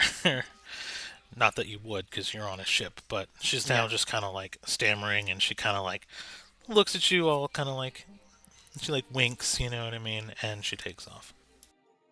And while we're waiting for her to get back, I'm just gonna gesture to the others, and then gesture them towards the barrel where there's just a bag on a stool right next to it with Ras just leaping over. Wow. Did not expect that this morning. That's a Also, lot is of that rats. drinking water? Sure, buddy. Sure. I'm not drinking that. By the way, I'm not. 859 for pulling out of my bag of mundane items. Okay, I'll get that in a second. Also, what on earth just happened? I am really confused. What do you mean? With Red over there. I don't know what her name is, but her hair's red, so. Fey magic healing bullshit, and she gestures to her face where there's just a big patch of prismatic. It kind of I looks don't like think that's what cracks you're of talking bismuth about. are on her Okay. face. Yeah. Mhm. I love bismuth. I do. I really like bismuth.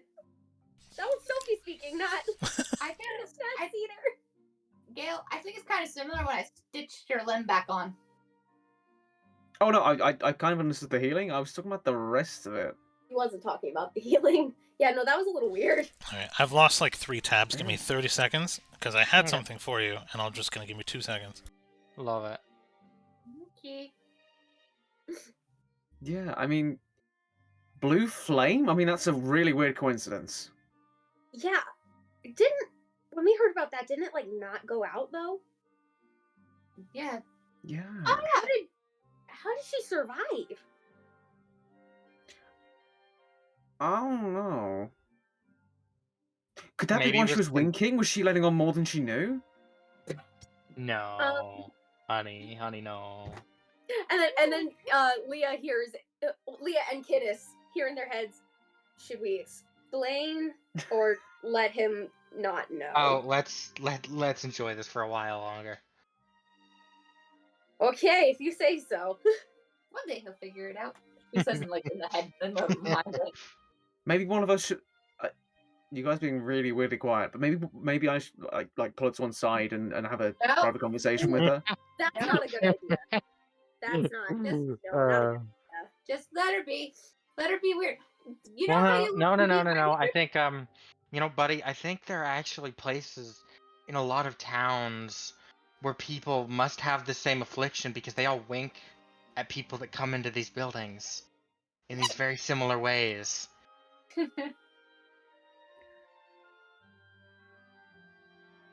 Can I make an insight check? Sure. Yeah, I'm gonna make an insight check against Leah in that moment. Okay. Insight. What is it? That's a nat one. Regardless of what form of talking it was, I got a 25. I feel like Gail's gonna believe anything that you say in this moment. Oh no. That is fucking perfect. Wait. There's establishments and lots of people that wink uncontrollably. Oh yeah, all the time. Oh no, they control it. They have control. They just. Oh, it's like a secret code. Oh. Yeah. Yeah. Okay, I need to decipher what this means. You know, Have fun. maybe I can Puzzle. help you with that, but you should go and do your own investigation sometime. Peter doesn't say anything, but she just starts involuntarily going. With supervision. Cena, you're being very quiet about this. What do you think? I knew a guy who used to go to those kind of things, and that guy was Shaley. You know, keep that under. Wait a second. Shalius knew about the blue flame? No, about the winking thing. Those two are very unrelated.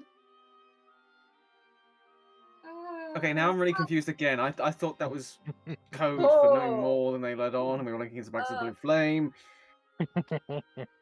Guys, I've not had tea yet this morning. I'm really not in the right frame of mind to be confusing. Okay. Yeah, I just don't think you want to know. I posted it in the so- item chat for you. I actually had to rewrite the item really quick, so I apologize. But she comes back and gives you I have a death whistle! a Oh, death No, whistle. I do. Yeah, Death whistle. this was the gift for healing. Yep, Um, I have a death whistle. It's in the shape of a glass No! skull. Well, Rain, you gotta Um, make the noise. Oh, absolutely. Sorry, Do that it. should be 60 seconds. Sorry. Mm. Make the noise!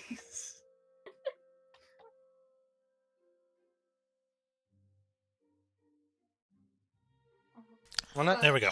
she's not blowing into it right now. She doesn't want like everyone in the vicinity to fucking die. So Oh! you- so not just like a no. Oh! so you know of these in the past because they're usually mercy. used for training. Because the whistle can be heard unnaturally from so many miles away, and they all emit a very specific tone. Many people use them for like animal training and animal handling, or signaling across battlefields, because the tone, you can train things to hear that specific tone, and then it will always produce the same tone, no matter how it's blown or played. Okay. And so that's what's unique about it. So it usually goes hand in hand with animal training, but because it is so loud, you can literally blow out someone's eardrums and kill them with an aneurysm if you're standing too close to them, if you blow it for too frequently. It is a very painful experience. Can I have a try? And however long it happens, it starts with, you get nauseous, dizzy, things like that. So there's various levels of affecting them for every 10-second tick. Yeah. I was gonna say every like 2 rounds or something, different like minor affliction should hit them. Yeah, but we'll kind of I role like play it that. out based off of Yeah. each creature that you use this on. Just Right. keep in mind that your friends will be in earshot too in most cases. Anyways, so that's what you And get. I'm going to go take a bath. Nobody surprise me. But Leah, let's go. Oh, holy shit! This is Thank you. This is well worth. Much more worth than what I did. So thank you. What is it? It's a whistle that can kill you. Oh. Oh. Kitty, stay away from the whistle. No whistle for you. You know exactly why. And that's for Kiddos. No. What did I? Oh, actually, I have a question. And Seer's kind of facing the first mate. So you said it was like a blue fire type deal. Yeah, never seen anything like it. How'd you put it out? I can't tell you. Why not? I promised someone that they would remain a secret. And she winks at you, like, super obviously. Gail, she's doing it again. Okay, what is it with this winking? Oh no! Seer just goes. So there's this woman on an island that I made a deal with, and she saved Oh my my life. Gosh, it's the freaking hag. And She looks irate. she smells like fish, Yeah, it's the hag. and she says she's Oh my watching you. I'm kidding. She didn't say that. But Good. I think you guys know each other. Oh my gosh, I hate her. Oh, the one who has my spine. She took my wings. She took my metal legs. If she rips my spine out, would I still die at this point? Good question, actually. Both ACO and First Mate now are looking confused at you because you were just like, what? Who knows? Very long story. I mean, do you want to see if you're more flexible now? And like ACO cracks his knuckles. Oh gosh. Oh No, If no, I break no. my deal with the hag, she's gonna rip my spine out. Ah, So, yeah. I think it's probably more metaphorical. No, it's not. Oh no, definitely not. Her wings disintegrated. These ACO, these aren't my original wings. I know. She has boy wings. You have boy wings. It's very obvious. I didn't want to say anything, but, you know, And yet you're saying it. while you pointed it out, what do you want from me? You know, I mean, maybe for a start, the 40 gold you owe me now. I was just gonna let that go, but no, I'm kidding. It's With reverse interest, it's probably more like 3 or 4 gold, you know? reverse interest. Yeah. Boy. You're the queen now. It's fine. I'll just deposit it into the royal account, and then... I'm And kidding. then- and You don't owe me anything. No, it's okay. And he, like, bows again super, like, Your Grace, Oh, I'll God, listen to anything you... no. And he's kind of just doing it more to torment you now, because Oh, you're his absolutely. sister. This was my favorite. He's so cool, right? You're like, well, I have piratey deliveries to make. Got to keep all these ships afloat, so we're probably gonna head out soon. I take it you guys need some more drinking water, and he kind of looks at the barrel with mice jumping in and out of it right now. It Oh, no, I wasn't got for it covered. drinking water. And I've got it covered either way. I can kind of make water. Actually, I do have a question, for you, ACO, before you go. So when we went to the whole arena deal to try and get my friend's crimes absolved, one of the enemies, who used to work for Silvico, he had the mechanical wings that Dana invented. I don't know how he got those, but I need you to be 100% honest with me right now. Do you know who let the plans out? Because it was somebody from our family. Was it Well, you? I mean, did she not present them in front of a whole court as an argument? I mean, it wasn't necessarily our family. It could have been any of the 4.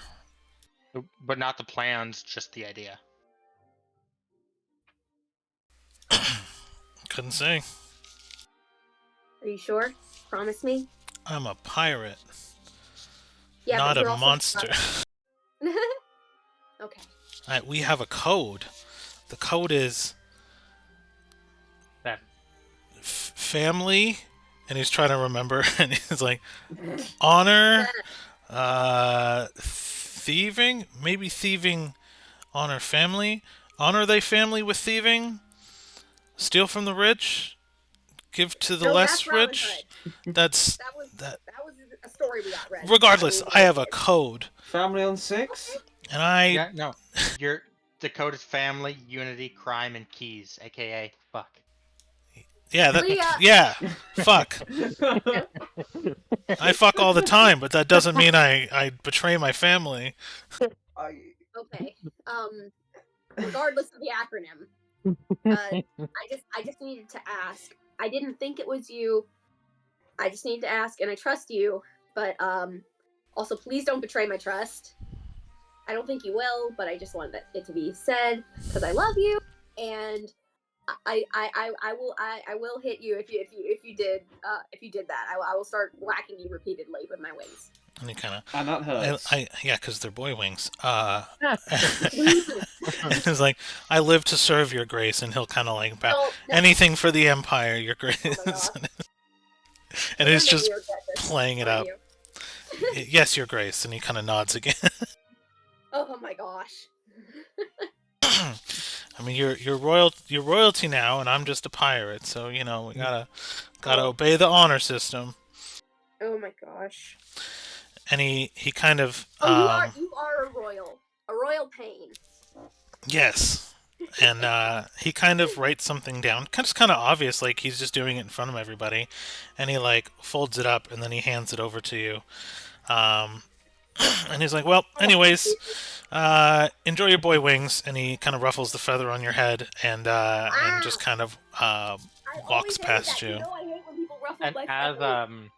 as he walks away, Leah just calls out, "Don't worry, I will endlessly give her shit in your stead." And he kind of gives you this like backwards over the shoulder thumbs up, and his like his eye gleams as his beak shines in the sun's rays that catches it, and it just looks like a super cool moment, but it's really corny. So cool. He's so cool. And then like he could climb the ladder to get to the top deck, but he like jumps up and flaps his wings and like turns almost into like a hawk form, and then like goes up to the top deck and flies away. And his first mate follows him and just kind of nodding his head, looking down. And she kind of looks at Leah again. It's like, thanks again. And like blows her a kiss. Hey, yo. And Leah just looks at the others. What? Half giants get around.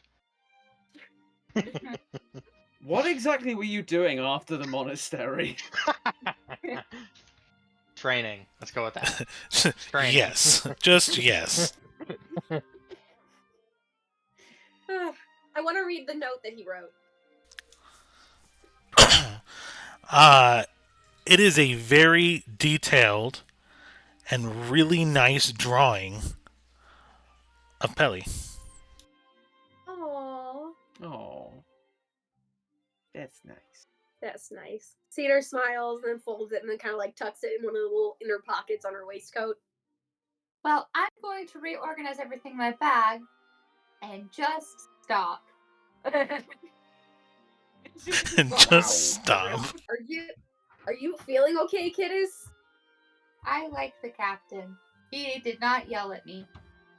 Alright, guys. I have a small priority. Just I need 30 seconds. I can either take another break or we can mute, but entertain the crowd for me for just a few moments. I gotta stop. Sounds good. All right. Cool. But in any case, though, I don't know what I count as if I count as undead. Rain? You know what I count as now? Oh my gosh. This... Oh. So, what happened during last week's stream? Kidis died. Honestly, I'm just so happy that it was Leah that saved Kidus, because she's gonna hold that over Cedar's head for so long. Oh, great. No. Okay, You gotta learn to trust Cedar. I saved your child. Oh my god. Also, did you like that thing I sent to you, Rain? Yes, that was fabulous. You want to know? I feel like we can share that for, Yeah, for it wasn't the terrible. viewers there. I mentioned the other aspects of the pirate code that Rain had forgotten about. Those being duty, unity, maturity, and badassery. Or dumb. Which, when you combine it with the other word, you get the amazing acronym Dumb Fuck. Oh my gosh.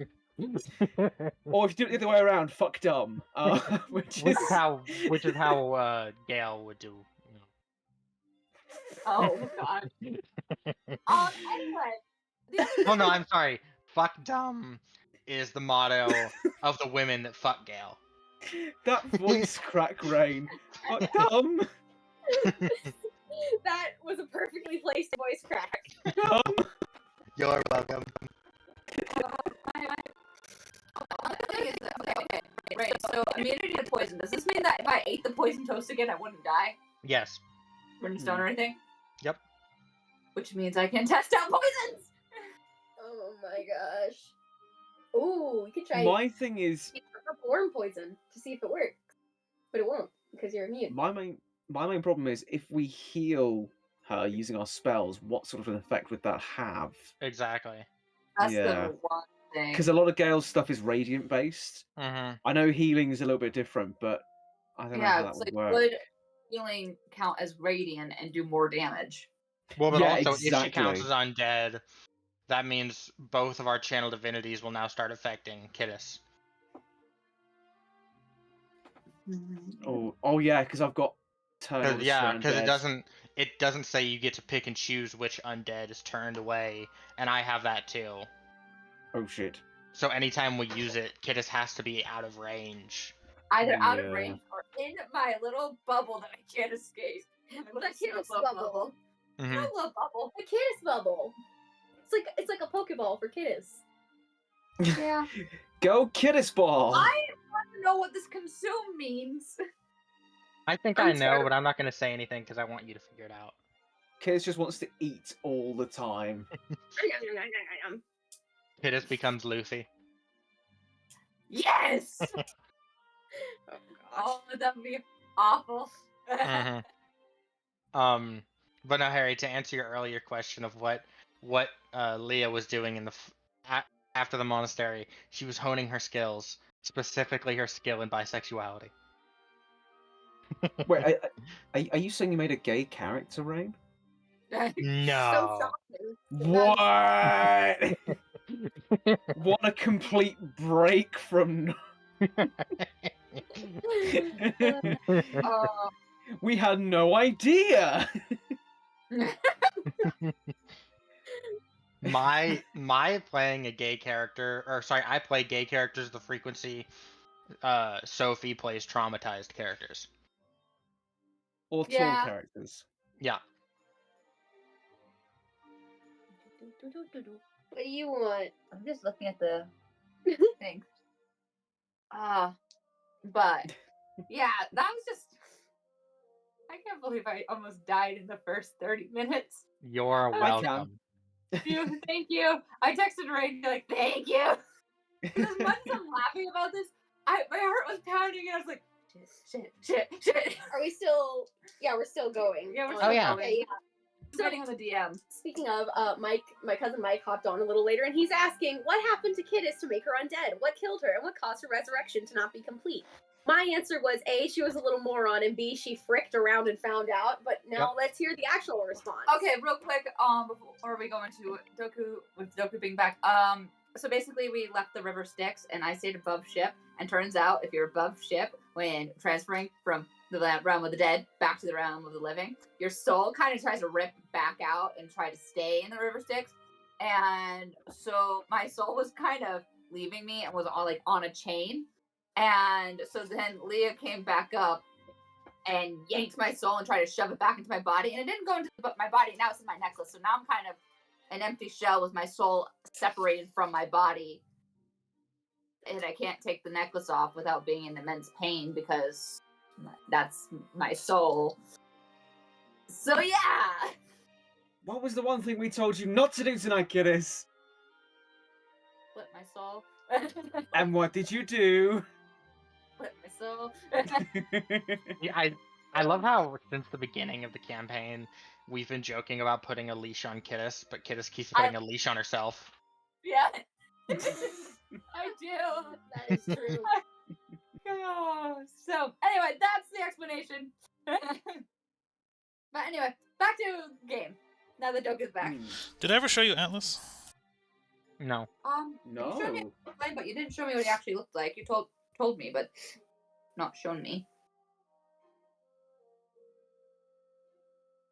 Ooh, damn.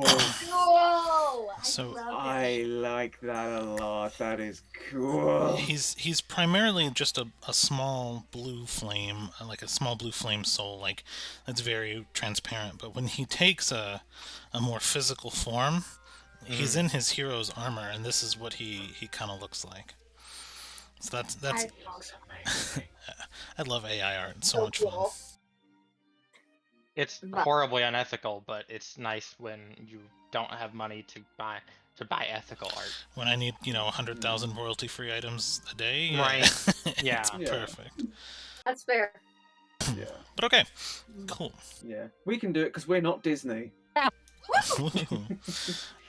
yes, so cool. So yes, you guys, the other ship kind of parts ways, and you guys begin sailing for the next few days before you really begin to make landfall. Is there anything else you guys want to do on board? Wow, aside from Yes. wash rats. Yes. Once Aside Leah from finishes washing the rats, which how much longer do you think that'll take? Like a day. That's too expensive. like a whole day. I'm fine with that. So after that day of just rat washing and bag washing happens, actually, is there anything anyone else wants to do in that 24-hour time span? Kiddos was reorganizing her bag, and I am going to probably text Doku on things that she's observing. One of which is my skull. The humanoid skull with the green orbs. I was like, Oh. like skull. So was I. I was thinking, what else is happening? No.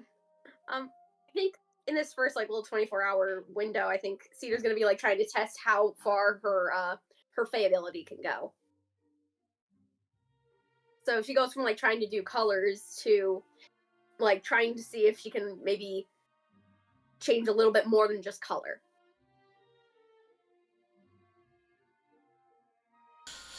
Okay. So play that out for me, I guess. And then we'll go through observations. So, did you have a plan on what you guys are trying to do with that, or because I have a feeling you're diving into your Fey ability, right? But what are you doing? I guess thematically specifically, and what type of interactions are you having, and what's going on? Well, I think she's kind of just sitting down, focusing really hard. She starts like changing the colors, like kind of trying to warm up a little bit. And then she tries to see if, like, say, her left hand can change from a talon to maybe like what Kidis's hand looks like. Dead? Like a more humanoid hand.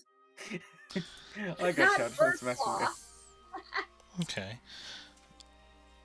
Roll a performance for me. That's a nat 20. All right. So for performance, that'd be 22. So I feel so bad for Gale. Such bad rolls versus good rolls. Pity me. So yeah, you are kind of like, hey, I know this is a Fey ability. I know I got to do Fey things, and I really want to learn, kind of what my limits are. And you actually take a moment to like think about what you're doing, and as you do, your hand begins to shape and form and look almost exactly like Kidis's hand. Oh my gosh, oh my gosh, oh my gosh, oh my gosh, oh my gosh. And Seer kind of gets a look in her eyes and like, ooh. And she's like, okay. And she like breathes in, breathes out. And I want to see her try and shapeshift into Gale. I love this. Roll a performance and an insight. Performance and insight, okay. Do it. That one Do sounds it. good. That's an 8 on performance. No. Or can I choose which one is which? Sure. Okay. They're both horrible. Never mind. We have 8 for both of them. 8 for both. So you attempt to kind of look like Gale, but instead you just turn into a blue cedar. Dang it. And it doesn't go Close away enough. for some time, probably about an hour. And as far as your insight goes, you're kind of like, well, why didn't you work that time? You just hear the sound of giggles. Very, very funny. Very funny. I was going to prank him, but I guess you don't want to see that. And she's just kind of messing back with Yellow. So you can tell Yellow's messing with her, and so she's like, fine, I'll mess back.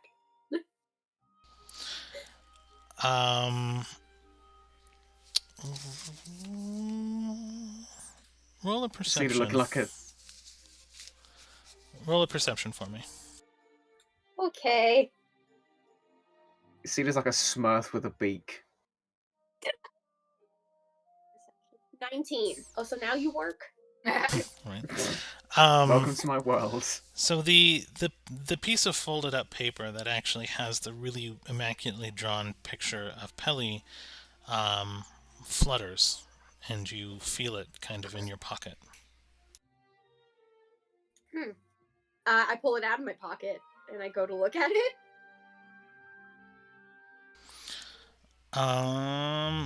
And it looks fairly the same.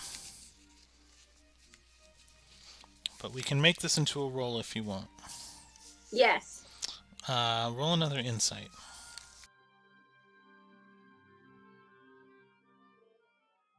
That's a 5. You feel like there's a message here, but you're missing it. Yeah, I don't know what you're trying to say. I want to ask if I can go again, but I don't think that's allowed.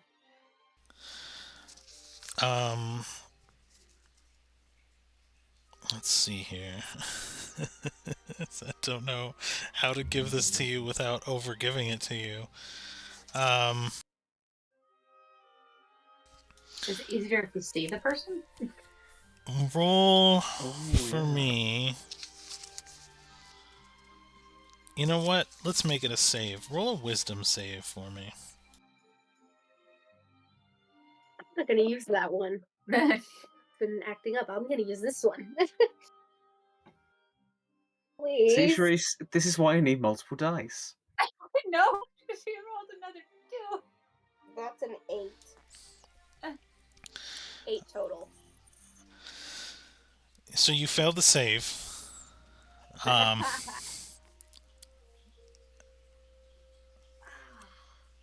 And you just hear the words kind of whispered into your ear from nowhere that said, "You were supposed to be the smart one." Sorry. And I got then turned into a pincushion yesterday. A lot's happening. My kid may have died. I'm not sure. I don't know what she is. She's just cold. And not the usual teenagery way. Yeah. She's like, it's kind of a lot sometimes.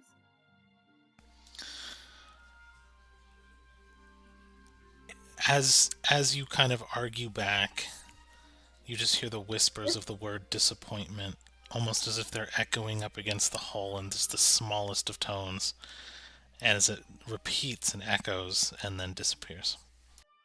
Then be disappointed. I am not in the mood, really.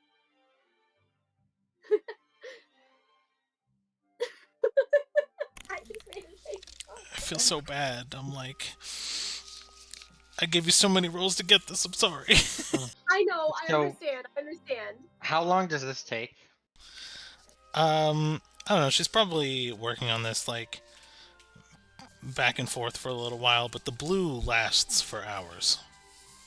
Alright. Like, So regardless like, of prestidigitation, it does persists.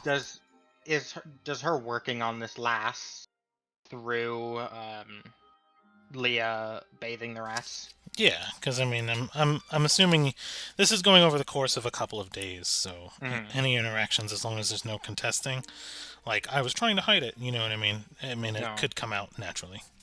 Well, so then, while Cedar's working on this, Leah's just gonna kind of pound on the door, Yeah? and she'll walk in. All right. Well, What looks did I like do? you've already started, but I'm here to help you figure your shit out so you're more useful at espionage. Okay. I appreciate it. I'm just confused. And she'll just go take a seat on the bed and shift using disguise self into like about a 5'6" male dwarf with a big bushy beard, and goes, shift into this. Okay. And Cedar tries, kind of summon whatever worked with making her hand look like Kittis's hand. She's trying to recreate that.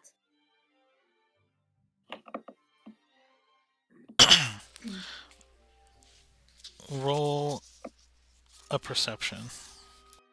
Me? Yep. All right. Okay, that's nice. That's good. 17. The piece of paper with Pelly flutters again and falls out of your pocket and falls open onto the floor. I pick it up and I try to shift into Pelly. What am I missing? I'm trying. Insight. One more. Oh boy. What? One Can more I do this insight. too?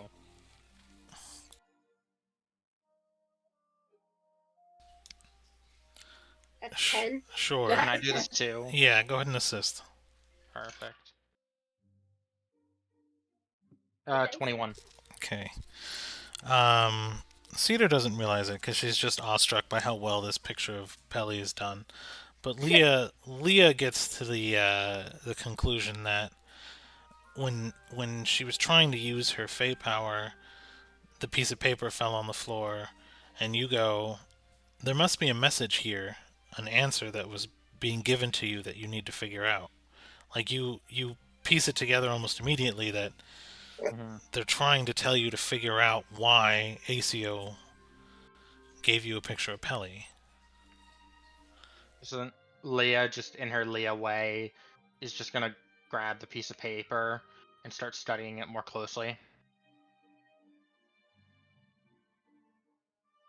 Do I figure anything out?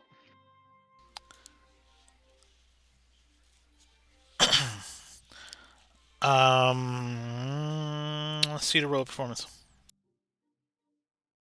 Me? Cedar roll performance. Okay. Oh, yay, okay. Because you guys are looking at this together. Can I rolled give a her advantage 2. because I'm aiding? Oh. Yes. Okay, that's a lot better. You said performance? Okay, that's an 18. No, wait. Sorry. 21. 21. Okay. So you don't turn into the the person that dwarf, is the yeah. dwarf that's standing in front of you. What you turn into instead, you hear laughing, and then you see Pelly, not with her normal wings, but with mechanical wings. And this is what Leah sees because that's what Cedar just turned into.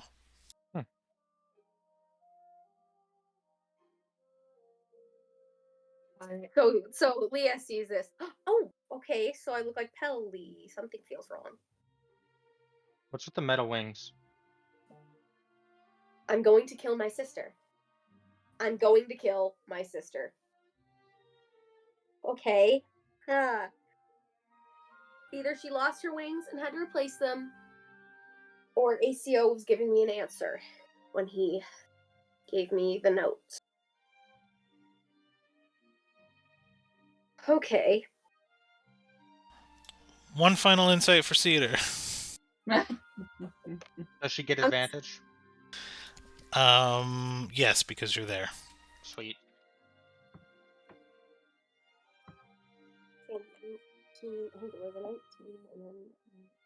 You said insight? Yep. 22. Perfect. And so many reading between the lines things here. I'm so sorry. No, you're fine. You're fine. You're fine. We got there in the end. That's what matters. I'm good at reading in between the lines in my normal life. Why would it be in the fake in the fictional world that we made? You come to a realization that if you want your Fey Queen's favor, intent matters. You have a lot more connection with her, and she communicates to you more than a lot of the others. But she does it in a way that you have to be self-sufficient. You understand that if you want something from her, your intent behind asking for her favor involves the reason why you're doing something. So you have to kind of figure out the puzzle that is life if you actually want to call on her. So your intent behind what you're doing matters. Okay. And if you can't do what her whole shtick is, she's not going to grant you favor. Gotcha. And you realize, because you got a plus 20 roll, the reason why you were they were disappointed is because you couldn't figure out the message behind what your brother was trying to tell you, and that's why she was fucking with you and made you blue. And it all kind of comes together in your mind. Oh. Thanks, Yellow. I don't think I think I was not figuring out because I didn't want to see what it was. Thanks for knocking the sense into me. And Leah, go ahead and roll an insight for me, separate to Cedar. Love it. 21. So you remember the story of Cedar shaking your hand when Cedar was asking for help for her fae in one of our previous episodes and trying to get a clear message. You realized the message was extremely clear. Mm-hmm. And she wasn't putting you in front of her. You were her message. Mm-hmm. And you were like, so what doesn't make sense, though, is why does that matter? Like, why you and her getting along, why does that matter? That's kind of the question that poses, but you realize that the reason why, if her fake queen is like trying to send messages and not give her the answer, but give her the question, why is it that she put you guys together in that when she was asking for help? And that's what you get. So you do with that what you want, whether or not you want to tell Cedar. Yep. She's still blue, though. I'm still. Oh, you don't want. Oh my gosh, right. But Doku, I texted you on what I am looking at in my bag.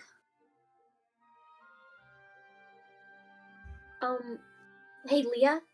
Yo. Thank you for helping me think that through. I need to go make the call. I appreciate And it, though. she leaves. I know you don't like me, but I want to try and be friends. I shouldn't have said that all out loud.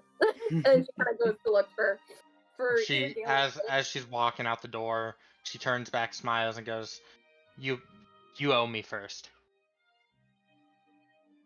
Yeah. And but you get the sense that it was like a more genuine smile than you've gotten in the past. She walks away. Yay! Progress. So Cedar goes to find either Kittis or Gale, I guess, whoever she comes across first. Kittis is in her room. I don't know where Gale is. Gale will probably be in his room as well, just making notes in his new journal about the blue stuff and everything that's been going on. But not including the winking, because he can neither confirm nor deny whether that's linked to the blue flames. He has no idea. But what does it mean? What mean?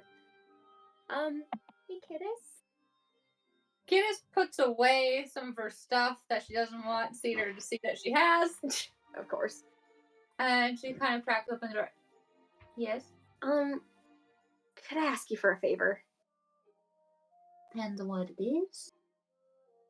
Would we do a sending spell real quick? Mm.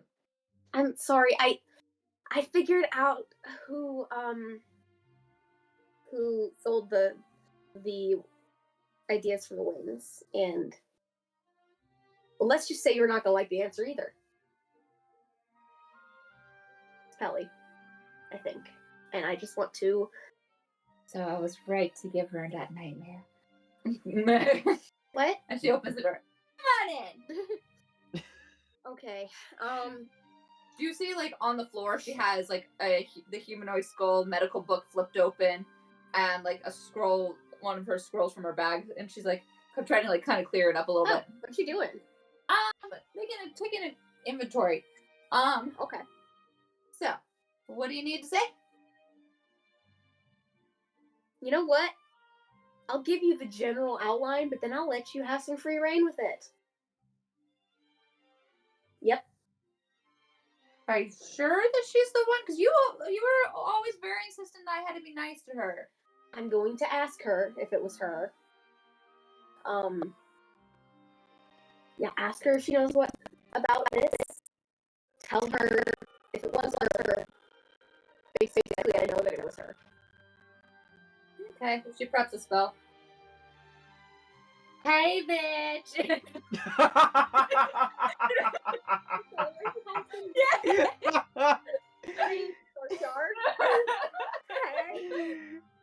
So that's two No. words. Did you or did you not totally sell the plans for the mechanical wings that we weren't supposed to tell anyone? Because Cedar's a little pissed. And she just sends it. Good, that was good. I think Kiris doesn't say bitch, she goes biatch. Yes. Just full on like Mean Girls, Regina George style. Oh. Get in, loser. Get in, losers, we're going grave robbing. Yes. Well, I mean, we're on a boat, so we literally can't. You get a sending response. And what is it, 25 words? Yeah. You get 25 notes from what sounds like a very tiny violin. No. So let's send a violin back. Oh, she wants to play games now? I did what you wanted. Get out. Okay, I'm getting. Thank you for this. Oh, by the way, next time we see Kelly, have fun. Oh, I always do. Bye. Bye. She slams the door. Oh my gosh. Okay. Which I love the fact that Kittis didn't even question the fact that Cedar's blue. No. I was going to say, Cedar's still blue all this time, isn't she? I feel like she's still blue. She was busy wanting to get you out of the room. Yeah. Gail, you are not going to believe what just happened. What? Oh gosh, did I wake you up? I'm so sorry. No, I was just having a power nap. I'm What's so up? sorry. No, it's okay. I figured out who sold the wings. Yeah, I'm blue. It was yeah. Why are you blue? I was trying to use my Fey powers and it's stuck. I mean, it's a good look, don't get me wrong, but I Thank mean... you. But I can't it's- make it go back. It won't Oh. It won't go back. I guess I have to wait for it to stop. I think Yellow is messing around with. You're just gonna hear from the distance, bitch is a bluebird. Leo was actually very helpful. But I think I know who sold Dana's plans. Oh. It was Pelly. Oh. Oh. Yeah. Are you okay?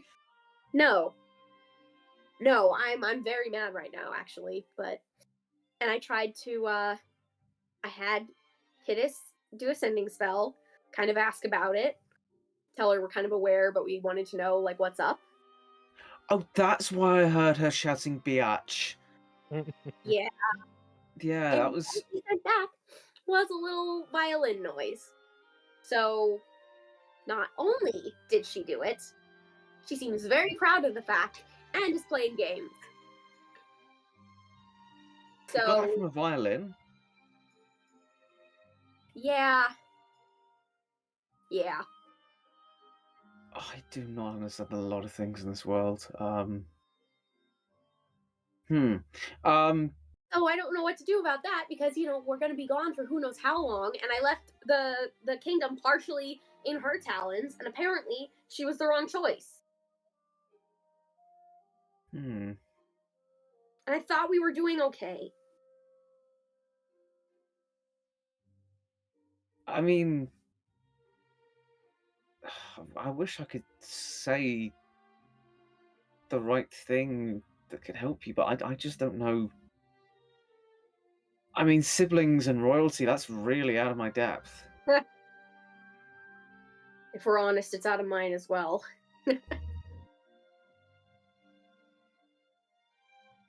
If if she's meant to come around, she'll come around. I guess. I don't think there's much point in trying to force a relationship. Yeah. I tried my best when it comes to her, but she's got to make her own choices. And I'm going to make my own choices as well. Like shaking her if I see her again. Just a little. Just as long as neither one of you splits their souls from their bodies, because I'm not sure I can go for that with another person. Yeah. I'm gonna see if Argos can let me see what's going on, just so that I at least know. And I need to know if Ocellus is okay too. Okay. Because he's a capable person, but I don't know. I feel like if he and Pelly were to fight, Pelly would probably win. Right. Okay. I'll stand by with healing then. Oh, I'll probably just go back to bed and wait for me to feel better, and also wait for the blue to. I don't know how to reset this. There's not an on-off button. Yeah, I don't know. Do you think you could stick around for company? I mean, yeah, I'm not sure how much good I'm going to be, but sure. You. Hey, Argos?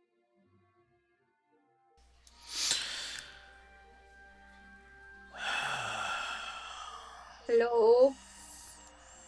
Yes. I need to check on my siblings. Pelly and Ocellus particularly.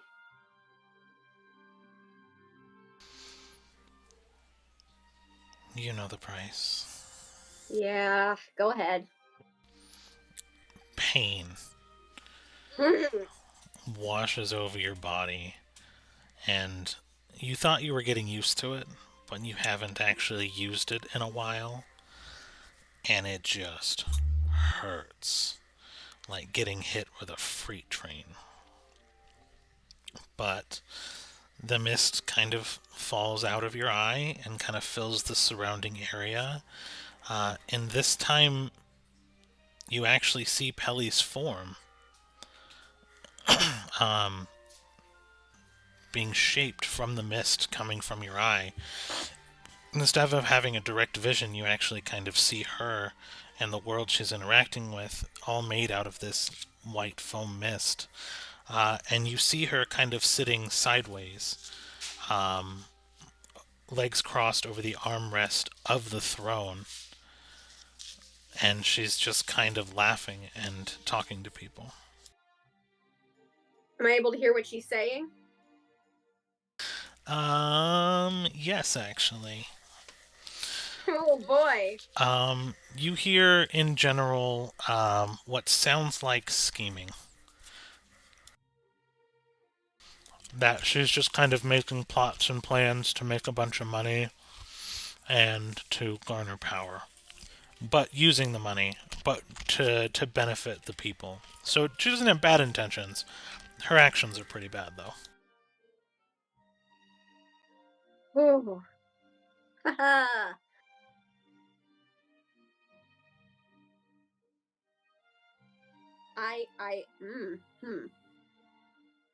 I'm gonna kill her. Not actually, just a manner of speech. But, I did not just go through all that work to have her ruin it. Oh boy. Argos, can I see Ocellus, please? You can take another. Just go for it.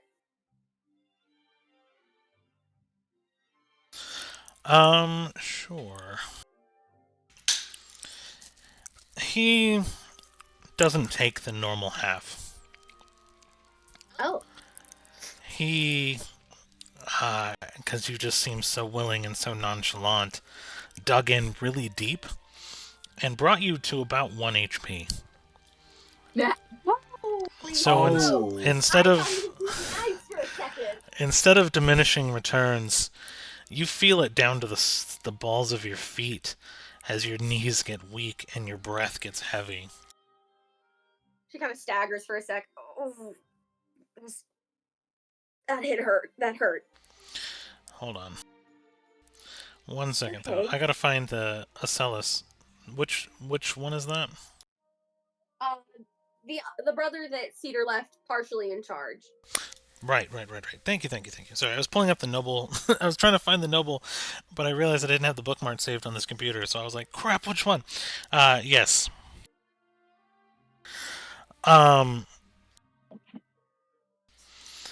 You actually see him,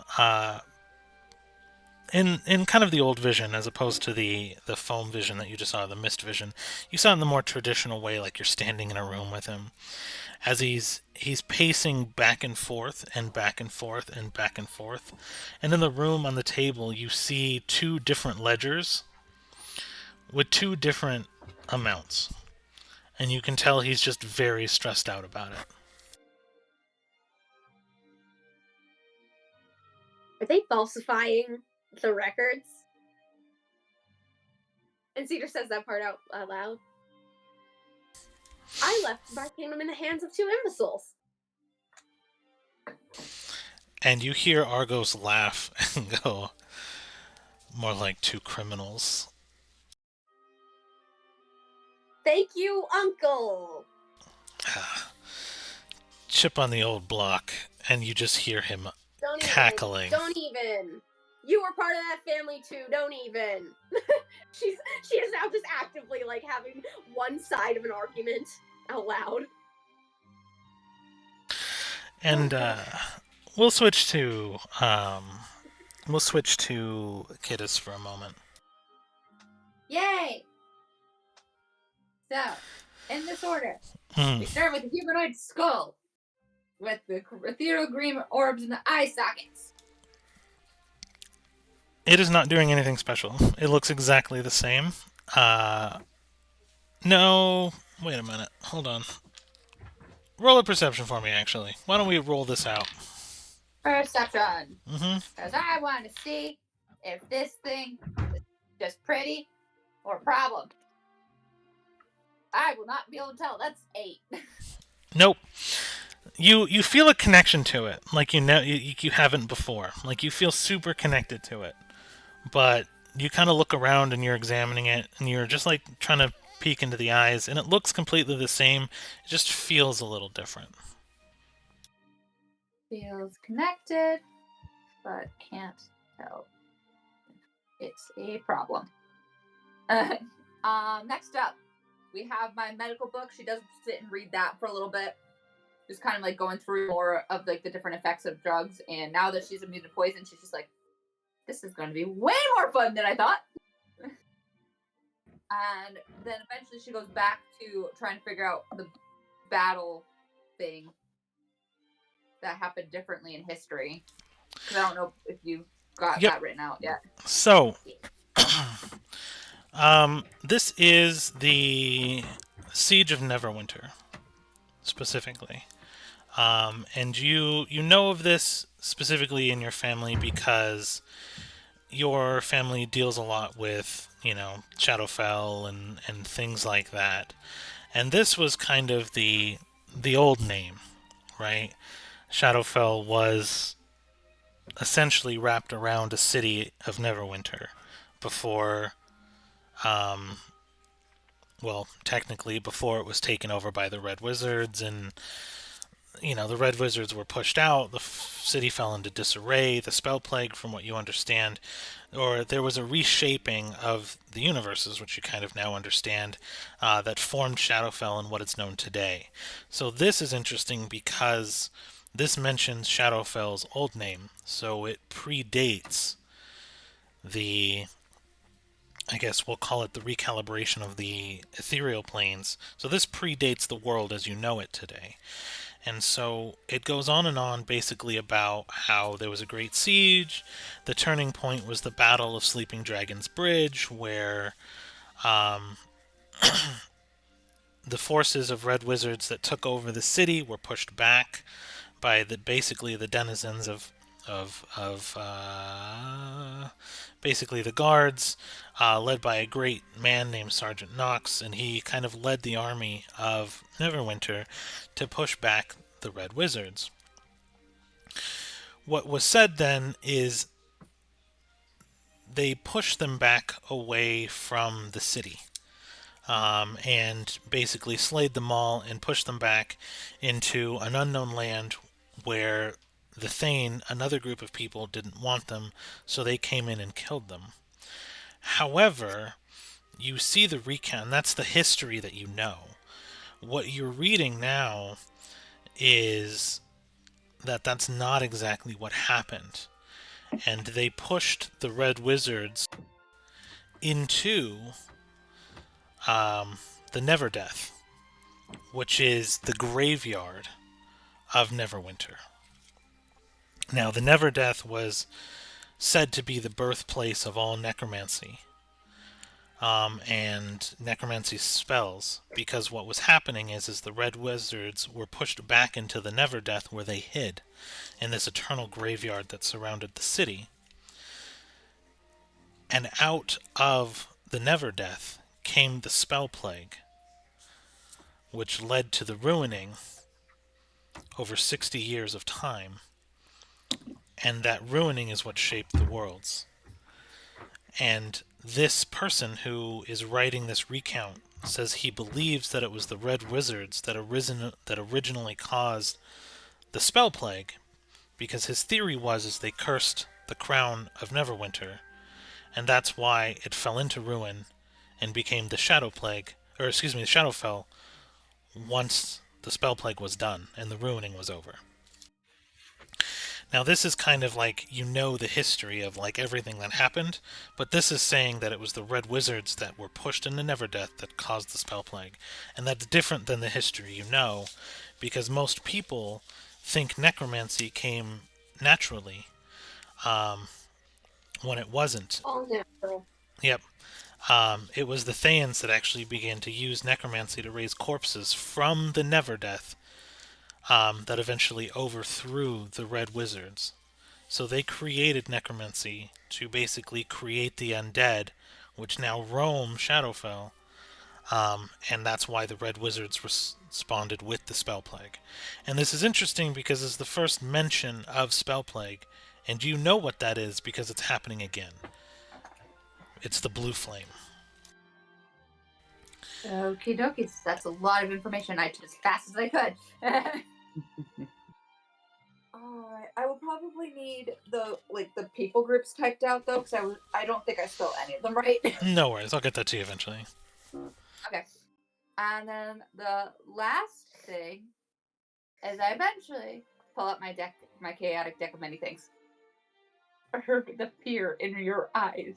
The question is, what do you do with it?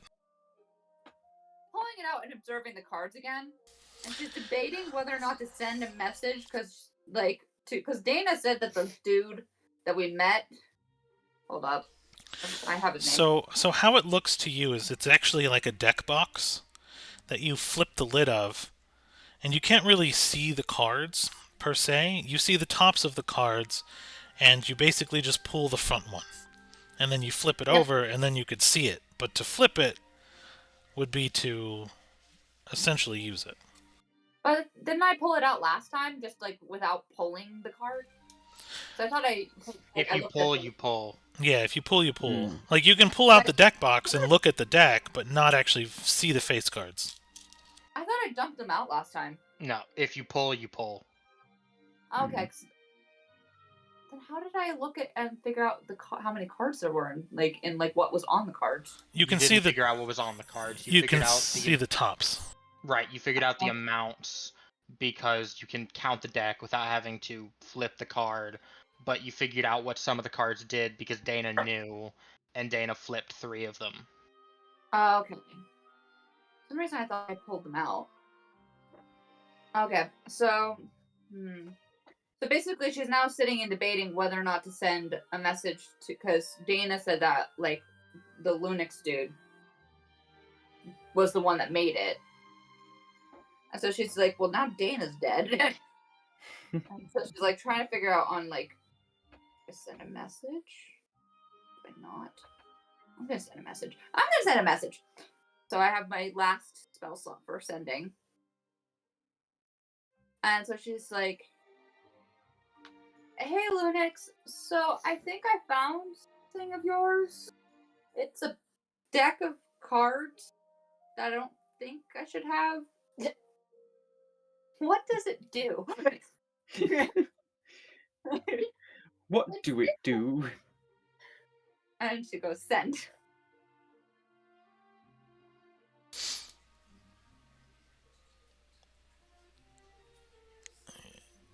It does a great deal many things. And also nothing.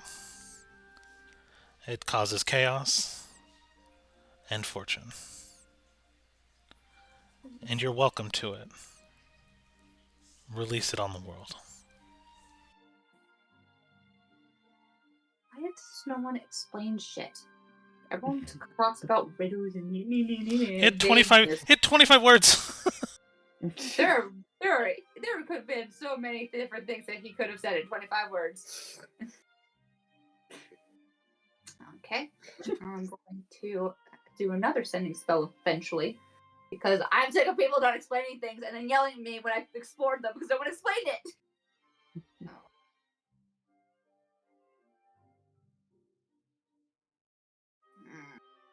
I can't ask one of the crew members to pull a card. I'm already in trouble.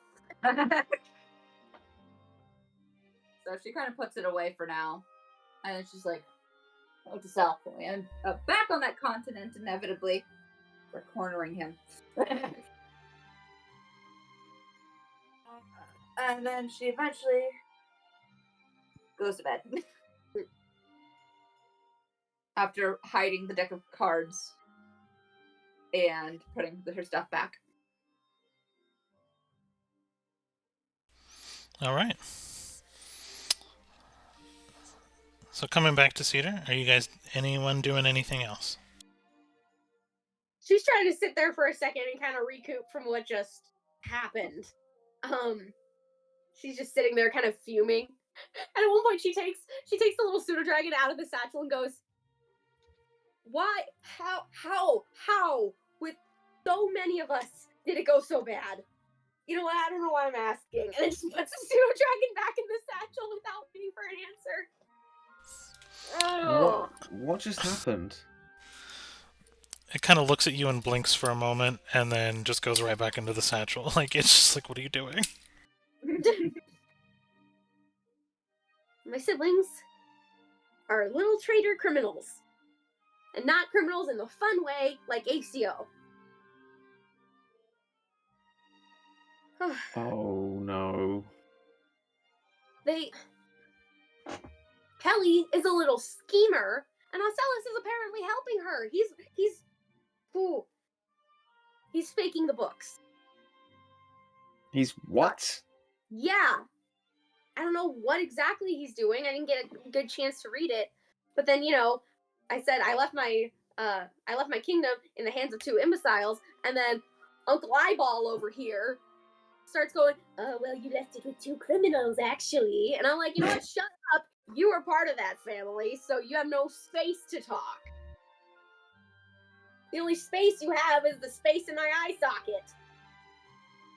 He sapped almost all of my health, and I really feel like crap. Oh my god. And you're sure you don't need me to... I'm sure. I'm sure. It feels like he's, digging. And I don't like that. He's helpful in a pinch, though. I guess. Still, though. How was Strix the only one of us to be completely decent? You ever see the show Shameless?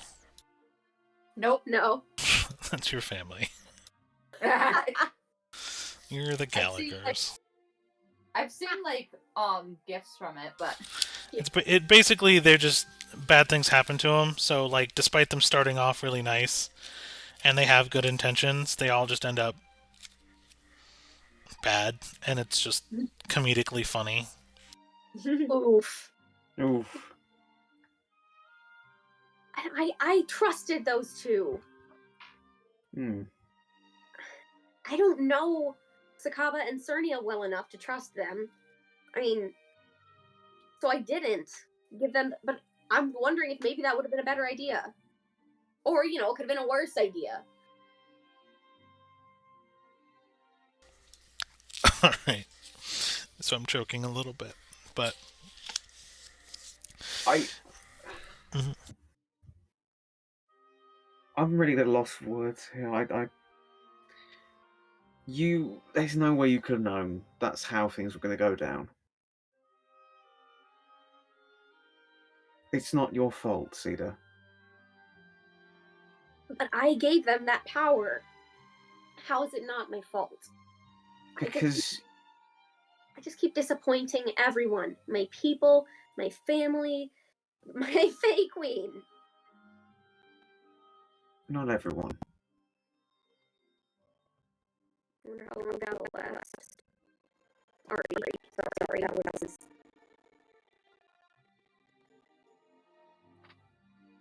Cedar, you have yet to disappoint me. I hope you realize this. I have no idea how, but I appreciate that. What do you mean you Cedar, you're amazing, okay? I'm the reason You really lost are. limbs. I'm the reason you've been in danger so many times. As I keep telling you, no, you're not. I put myself in that fight. I was up front with him. That's why I lost my limbs, not you. And I would have been in that fight 1,000 times over. Thank you. You gotta stop blaming yourself for things that you have no control over. Yes, it's just, sometimes it's hard not to feel like the common denominator. You're really not. Like I say, that's my fault, me losing my own limbs. And as for your siblings being, well, I think the way you put it was probably best, but as for them, that's not on you. You can't always be policing other people's behaviour. I know you're the queen now, and I know that you have responsibilities, but at the end of the day, from what I can see, royalty only has so much that they can do. Yeah. You can't change hearts and minds. All you can do is guide. You're one of the very few people I actually trust. Because honestly, that list went down by 2 today. I get that.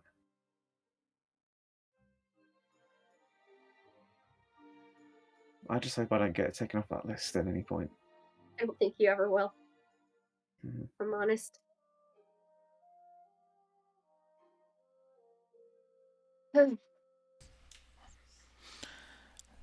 So you hear a familiar whistle that kind of echoes out from below deck and all over the ship.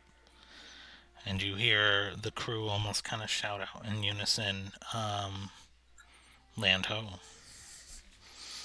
And you know that you've, after a week or so of sailing more, you have reached your first destination on the new continent.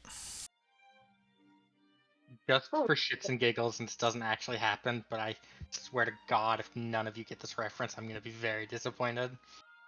Leah just walks up to Cedar in that moment, puts a hand on his shoulder, and goes, "It's not your fault. It's not your fault. It's not your fault." Over and over. Being really nice and it scares me. Which, I swear to God, if none of you got that reference. Oh, yeah. No, I think I got it.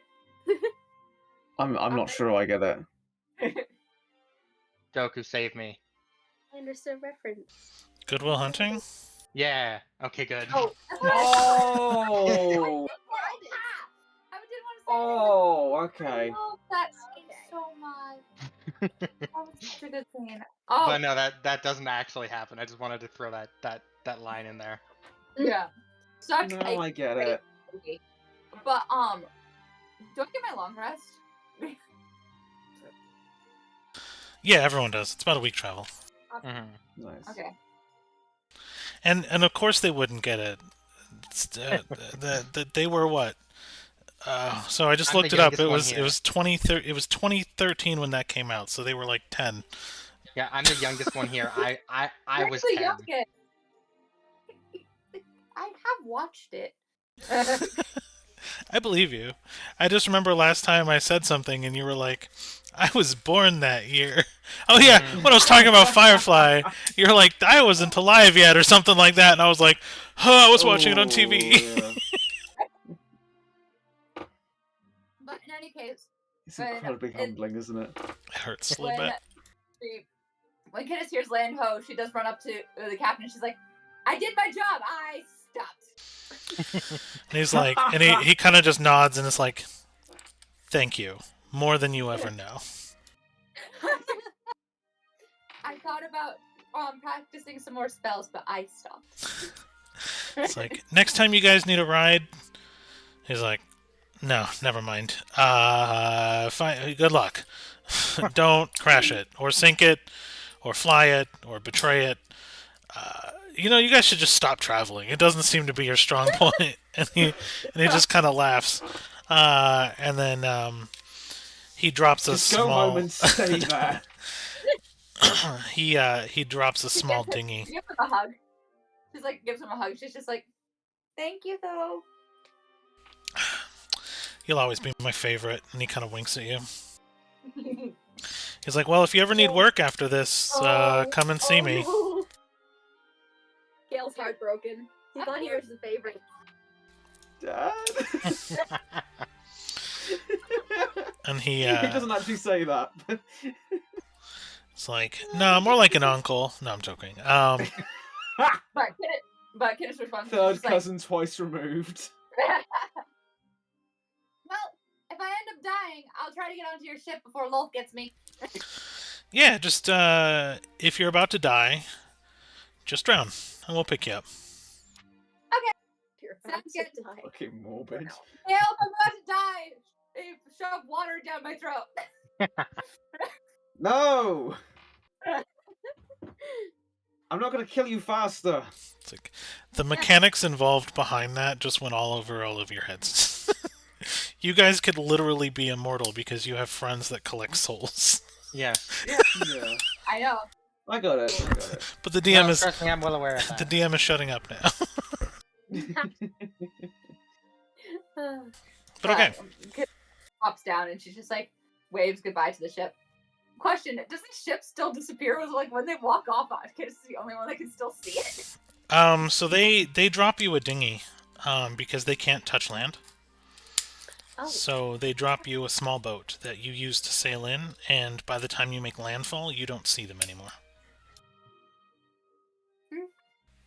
Like, they're there, Oh. and then you turn back, and they're gone. Dang, they got moving. Mm. Might have just disappeared into the other realm. Yeah. But so I guess we sailed ashore. They, Yeah. Great, who knows how to sail? Nope. Nope. I mean, technically, I'm probably I'm best a land for it. criminal. She goes, but- I was a land thief, not a boat thief. I I'm read probably like one best book for on it, but sailing. No I'm not one an here expert. has navigator's tools or the necessary tools to actually use a boat. Nope. So I'll say it'll take you a couple hours to Alright. travel a couple hundred meters. That feels about right. You were dropped off in the morning. You get there about midday. While we're getting there, Leah, do you have anything you want to tell us about your country before we enter it? DM? Yeah. So a lot of the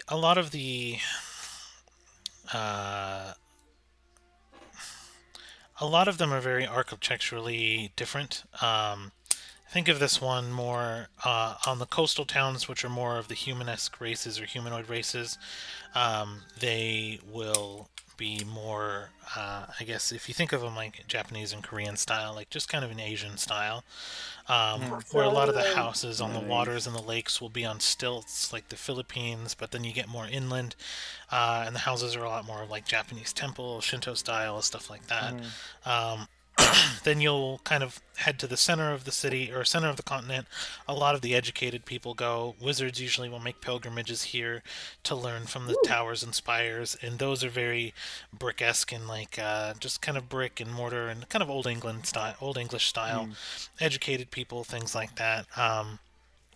Very few people populate this area though, because it's more over like restored knowledge. And then on the western side of the continent, there's a lot of mountains and hills which will have almost no human presence. You'll have travelers and merchants that just kind of go through the different parts of the continent, but as they go up, the connection to the Fae and Feywild and stuff will kind of go up, and you kind of in the mountains and hills, you'll see hill giants and golems and things like that, so which are unfriendly towards people usually, and that's where Leah's home would be. So your home would be up kind of in the mountains. You would really know them as you traveled down, and then you would know of the other continent too because of the monastery. But as far as this goes, you have a lot of like closed off cultures. Think of them as like 1700s Japan, before they really started to modernize, where they were very traditional traditions, things like that, which is why they kind of warned you, hey, it's easy to offend them. The wizards are basically made up of a bunch of different types of people from different areas, and then the hills and giants and stuff. And then the southern continent, I would say you probably did not explore very much. So Leah will parrot a lot of that back, and she'll say, "So you two," pointing to Cedar and Kittis, "try not to do shit. Won't end well." Do what? I'm very nice. Do I not get warned about doing shit? No, you actually grew up with a half giant. You understand more of our shit. Oh, gotcha. Okay, yeah.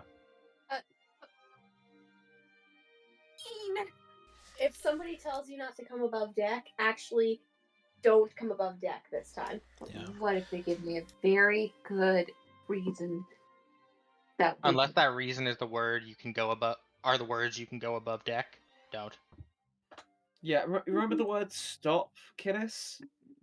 Yeah, but I like the captain. Like the hill giants. What the heck? Do you not like us? So you guys... Your silence is speaking volumes right now! You guys can't split your soul in like 3 and have a vortex soul. Because I don't want to! Cedar gets a little mischievous grin and then just hugs Kittis up, oh, come on, you love us! And then just starts ruffling her hair. Come on! Mess up my space buns. Then be nice. Then be nice. You don't yell at me when I get this cool after effect. You died a bit. And you can't give me shit. I saved your ass, and I haven't given you shit for fucking dying.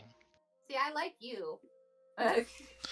So you guys are bantering for a few hours while you're making landfall. Yeah. And it seems kind of generally good-natured and everything's happy. And there are boats that are sailing past you that just kind of wave and kind of laugh at you guys because it doesn't look like you guys know what you're doing. But you get to town midday, and right outside the docks, you just kind of leave the ship. I mean, there's not really anything on it aside from supplies. You pull into one of the smaller docks, and it is just hustle and bustle, and no one really pays you too much mind. The dock in this city, actually, just from general observation, you can look and see that the docks are connected to these mercantile longhouses that seem to be like 24/7 bazaars.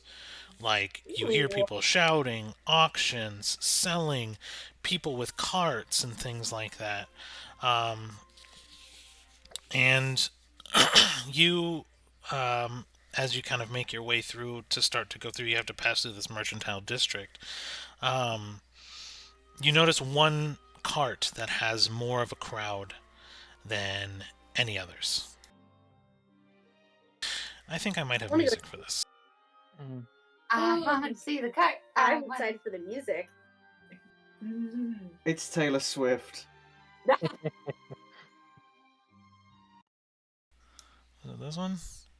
I don't remember.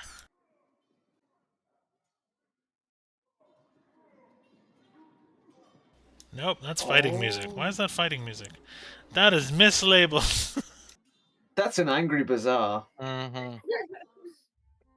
In fact, the fact it's mislabeled could be seen as bizarre. Oh gosh. I hate you. Gosh. No, you don't. There we go. So we'll just kind of do Thank this you, for now. Sophie. Good one.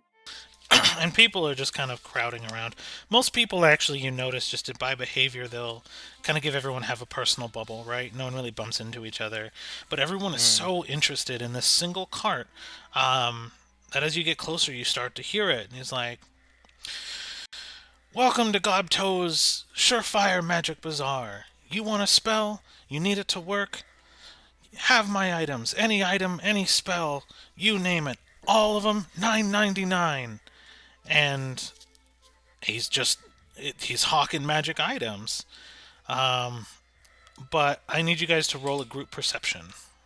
Okay. Okay. 21. Oh, dirty 20. Dirty 20. Now you roll well. 22. Okay. Yeah. So you guys notice almost immediately that he's casting magic spells. So you watch him for a moment, and he's got 10 rings on, one on each finger. And every once in a while, he fires off a spell. Just a prestidigitation of flames, or a fireball, or basically multitude of spells. But on each corner of his overhead hang for his cart, you see 2 lanterns with bottled spell plague. Mm-hmm. And you realize Gobtoe's Surefire Magic means his items work in the presence of the spell plague. And no one else really seems to pay it any mind, What? because the limited aspect and limited kind of people exposed to the spell plague, it's very limited. People that have touched it know of it. They don't really know what it is, but they're hearing murmurs of it, right? So it's not really hit this continent, but it kind of hits you guys like a ton of bricks. Kittis moves closer. Cedar is very interested. Gale is interested, but in a very sort of morbid kind of what is going on and kind of way.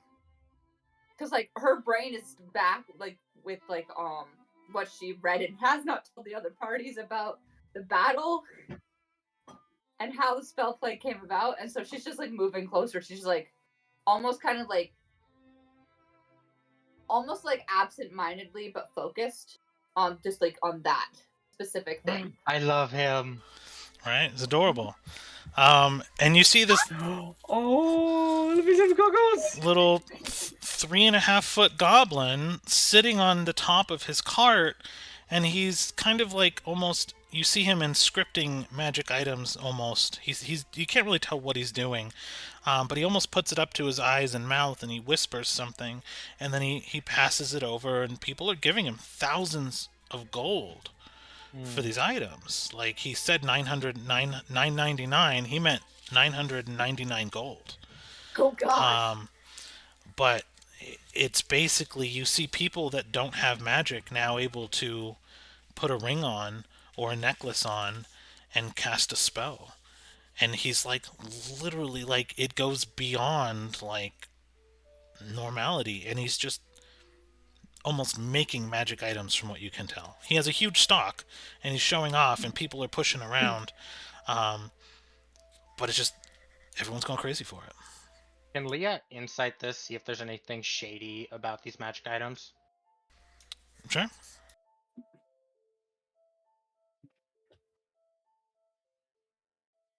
That is a 16. So the only thing you can really tell is that they're not magic items, but in the traditional sense. I mean, you don't know a lot about crafting magical items, but these seem to be mundane items that are becoming magic, and that's what seems, that sticks out to you. And these don't seem to be these don't seem to be like crafted over many hours. He's almost tinkering and putting them together. Like custom requests. Okay. Kiddis, this is the first time Kiddis has like properly seen the spell plague other than like the lantern. Right? Like this is the first time she's actually seen it, if I remember correctly. It's like Red saw it and told us about it. You would have seen a little bit of it because you fought on the boat. Yeah. So you know of it. This is the first time she's seen it without being in danger. Yes, exactly. And so she's right now she's just trying to get close enough to the spell plague. Because like right now she's like more interested in the spell plague than him. Yeah. And he's just laughing, he's cute, he's having fun, he's be like, come get Gobto's magical items and Magic Bazaar, and he's like, any surefire spell, become a magician, pass that test, and he's just like all this energy, and people are just like pushing and throwing money at him to buy some of the items. And at one moment, as you guys hang on around long enough, you will see a small military contingent. And they're wearing the king's banners, essentially, the kings of your original continent's banners. And they're kind of pushing the crowd out of the way almost forcefully, and they even kind of like push you guys to kind of step aside. They go around Leah a little bit because she's just so domineering. Can I teleport closer to the wagon? Like basically over and past them to basically get as close as I can without being necessarily on the wagon? Yeah, I mean you can. I figured if you wanted to push your way through the crowd, that could definitely happen. You can basically be anywhere you want to be, even without teleporting. Okay. And so you kind of. She kind of just ducks down and she like basically moves over and she's just trying to like get closer to the spell plague. Gotcha. Okay. It looks like, from what you can tell, an ordinary blue flame. But you actually feel, now that you're this close to it, like the magic actually draining from you almost. Like, being someone of the arcane and have a familiarity with magic, you kind of feel this unnatural pull and tiredness just from being near it.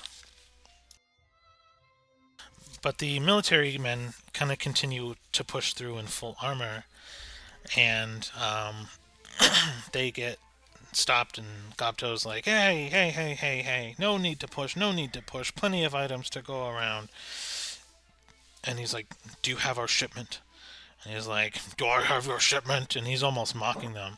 And he kind of lets go this big toothy smile, just a couple of jagged teeth.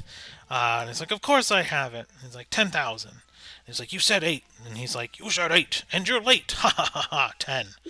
And you see the military guys like put down this huge bag of 10,000 gold. Like, there's 10 platinum in this bag, like, huge money. Would it be 10 platinum? Did I just get my numbers right? 100 platinum. Thank you for No. I thought it was 10. Words. No, it would be 1,000 platinum, because 1,000 platinum is 10,000 gold. Yes. So they basically put down just this bag of just platinum, and it's shiny. You can hear the sound that it didn't make the sound of gold. And he has this little toy, almost like this mechanical arm, that it kind of flips over this crate from under his cart to the top, and then the main military guy opens it, and I want you guys to roll a group perception. Oh boy, here we go again, rolling dice. 15. 11. And 15 for me. Leah? 5. Oof. Alright. So he shuffles the lid a little bit, and you guys see what looks like blue charges. But you can't be 100% sure that that's what they are. It's just kind of what they look like. And he closes it really quick, and he just as quickly goes back to the boat. Like, he came literally to another continent for this one thing. And so, yeah. Do any of you guys interact with him? Do you guys want anything? Yes. Um, Leah Go goes ahead. for 2 things. She goes, "Hey, I have 2 requests for you. I was wondering if they were possible." Anything's possible with Gobto's Surefire Magic Emporium. And so Sergeant Squeakers pops up from her head and hops into her hand. She goes, "Can you make this guy a tiny little wizard's hat with something to increase his intelligence and comprehend languages?"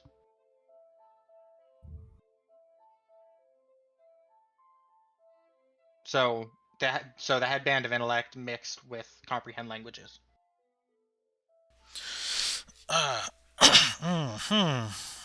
Well, let me see.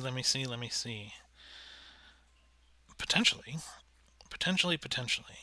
Mm-hmm. Now, the comprehend languages wouldn't be permanent, but your buddy there could probably use it a couple times a day. It's a simple spell, first level divination if I remember right, and he kind of like spins his goggles around, and they kind of go through different spectrums of color until he lands on like a soft purple. And he goes, yeah, I can give it a couple spell slots. I do need it to be innate, because I'm not just doing this for the casting. I'm doing it so that my rat can read Yeah. permanently. I mean, That is a second. you could read 3 pages a day probably. I mean, provided they're normal text. Especially if it's in a language you don't understand. I mean, comprehend language. Maybe I can find someone who doesn't who speaks many languages. I don't know. I just really need common. Just really need common. Maybe I can do a read common. You just want him to read common. Pretty much. Well, yeah, common works. I could do it for 8 hours a day, and he kind of like tinkers, and he writes an inscription on a little headband that he like. No. Wizard hat. He's like, I'm getting there. Okay. And he it's made out of like pure silver. It's really beautiful. And he's got these little finger tools that he's like digging into the silver to make it very ornate. And he's putting like a little inscription on there, and he's like heating it up while it's in his hand, like bare skinned, like with fire, heating it up to like unbend it. And then as this is happening, a little stitching device comes down and is like sewing this little blue wizard hat with white stars. And then he ties the hat onto the ring, or the headband. And there we go. He's like, all right, 8 hours a day. Your mouse can read common. And is intelligent, correct? Has the intelligence? I mean, it's a mouse. It's a rat. It seems pretty intelligent. It's jumping up on your shoulder. No. I need better intelligence. As in headband of intellect intelligence. I don't make items. I make spells. I mean, I make spell items. I mean, do you have Right, a headband of intellect? No, but I'll take it. I can workshop that. Surefire spells. And he kind of winks at you, but his goggle stays bright, and you realize when he winks, there's like a superimposed eye on. It's like transfixed into the goggles, so there looks like an eye still there, and it just is really creepy.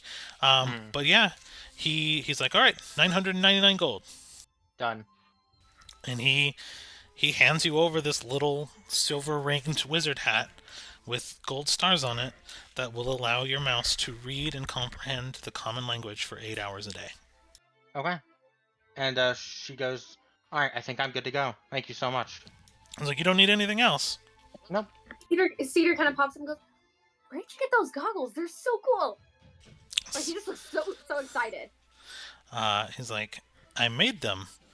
But he's not really looking at you. He's looking through you, and he's looking right at Kidus. Kidis is just basically like she's not quite touching the thing, but she's like trying to figure it out. Like she's like just watching it, like almost like transfix sort of idea. Just to circle back, not to meta, but you said you wanted something before session, Leah. Yeah, I decided not. Okay, so you're moving away from it? Okay. Yeah. No worries. Because if he deals in spells, not items. That's so... There was a way to work it out, so that's why I was asking. That's why I was like, if you wanted it, you can have it. I just didn't want you to not ask for it.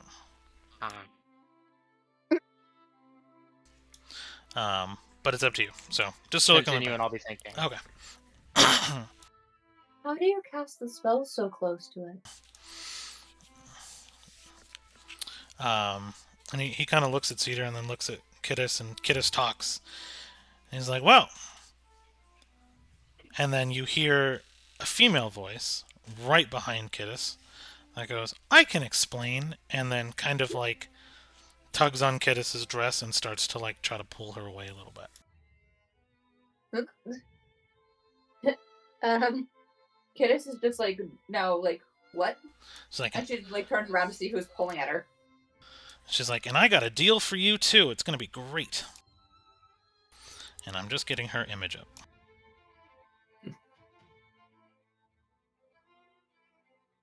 A deal? Sure, you have purchasable things. I would love to buy from you. I can offer you a pretty good deal, actually. Kidis like flips on her like heart-shaped glasses and glances back at the flame. Aww. Cute. She's like, I'm Fobto, Gobto's wife. And we run this stall together. That's so cute! Please tell me Fobto is just the amalgamation of female Gobto. Yes. Yes! And Gobto is just Goblin, because I'm not creative. But Kidis like puts on her glasses before she follows her, and looks back at the flames with her heart-shaped glasses that can see magic items. And she looks back at the cart and at the flame, and basically try to figure out if her glasses can comprehend, one, what magic items are being made, and two, what does it see the flame as? Void. Okay. Oh wow. It's literally just black static, like white noise on a television. So when you're detecting magic, you don't see any magic. You just see static where even natural magic should be and is gone. So it just looks like TV static, essentially, but black. He's got a box in his hand that he seems to be sitting on his lap. That seems to kind of radiate, but it doesn't have magic. In fact, none of the items that he's making flag for your detect magic on your glasses. They look like normal magic. They look like normal items. But you've seen them work and cast spells, even the ones from his hands that he's wearing. So she follows the lady. It's like, perfect. How many pets do you have out? Me currently? Yes. Hold on. Let me see on who I have out. Currently, I have Athena. I'm wearing Athena, like the earring. Then I have, I think I have Arthur out. He's wrapped around her neck. Atlas is like, tucked away in her dress. Mm-hmm. Then, let's see. I think other than that, the rest are in her bag. Do you have your whirring ball out? Huh? Is your ball out? Chrome? Yeah, and floating around. Agatha? No, Agatha's in the bag. Okay. She'll kind of look at you and be like, hey, I am a dealer of oddities and I love odd things. I'll make you a great deal. You here? You ready for it? I will offer you 500 gold for that thing in your pocket. And she's talking about Atlas. And he's tucked away, but you get a sense immediately that she could see him. And she's like, and 500 more gold for the ball floating right behind you. Oh, no, those are my pets. They're not for sale. Sure, but like everything's for sale. Would you prefer... I mean, we can do a trade for trade. I will give you a magic ring of the spell of your choosing for both of them. No, Atlas. No. Atlas, you named it? Yes. That's... They're my So, I mean, you have no other friends that you have to have a little magic ball floating around you, behind you? I mean, I could use it. That's all I'm saying. It's a fun little tinker toy. It's for kids. Don't leave Chrome. This is Chrome, and he's mine. He was my first pet. Oh, well, I can... How, you want a pet? I'll get you a cat. I'll trade you a nice cat. A minx or something. I'm sure I can make you a cat. Why on earth do you want Chrome? Because he's a little kid's tinker toy. And I could use him. For what? He's just a little ball. He's just a little guy. Well, he contains magic, and we're a dealer of magic things. And I could put his magic to use. You said that you would explain to me on why you guys can cast magic near the anti-magic. Oh, I never said such a thing. I said I was going to offer you a deal. You said that. Oh, I have an answer for that. Before you said I have a deal. Yeah, the answer is money. And she opens up a small bag with 1,000 gold in it. I don't want your money. I like Chrome. And I like Chrome too. I could give him a new home, an even bigger home. Just like Bigger Alice. than the world we travel together? No, bigger than the little ball he's confined into. She grabs Chrome and she's like, sorry. What? Children's toy, 500 gold. Little lost soul pocket guy, 500 gold. Or you can have a magic item. And the answer. I don't want. They're mine. I promised Atlas I'd help him find his way home. Okay. I wanted one to be one of your rings. No answers for you then. And she kind of like tauntingly begins to walk away. I thought we could deal, and then she just lets out like a big sigh. You seem like such a smart person who just wanted answers, but I guess you really didn't after all, and you just wanted to waste time. I do want answers. I'm not going to trade my friends for them, though. I guess you'd rather just be ignorant and in the dark about the way the world works around you. And she's just continually, slowly leaning back towards you, but still walking in the opposite direction. How far away am I from the flames? Enough to be away from the crowd, but probably only about 50 feet. I cast empathy. Oh my goodness. Okay then, so we're doing this.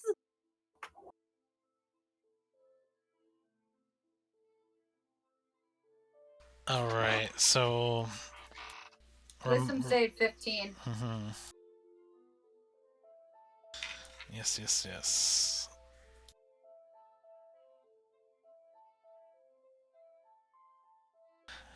And she looks at you and cracks an even bigger smile and goes, that just won't do, that just won't do. Good boy. That just won't do, that just won't do. And she's like, now that's not very nice. We were having a civil conversation and you had to go and use magic. You had to go and tell me to sell my friends. Of course. And I continue to want you to sell your friends, and you should sell them to me. Does Leah see any of this? Roll a perception with disadvantage. Okay. That's 13. I'd say that since it was kind of lower than... there's a lot going on around you right now, since you're kind of in the crowd. I'm trying to look for something here. So, roll a charisma. Me? Kiddos. Oh, huh. Like just straight charisma or charisma save. You can do a charisma save. Either way would be the problem. 18. Okay, you actually beat her persuasion, so be like, I thought we could just be friends. Maybe we can start over. How about the necklace?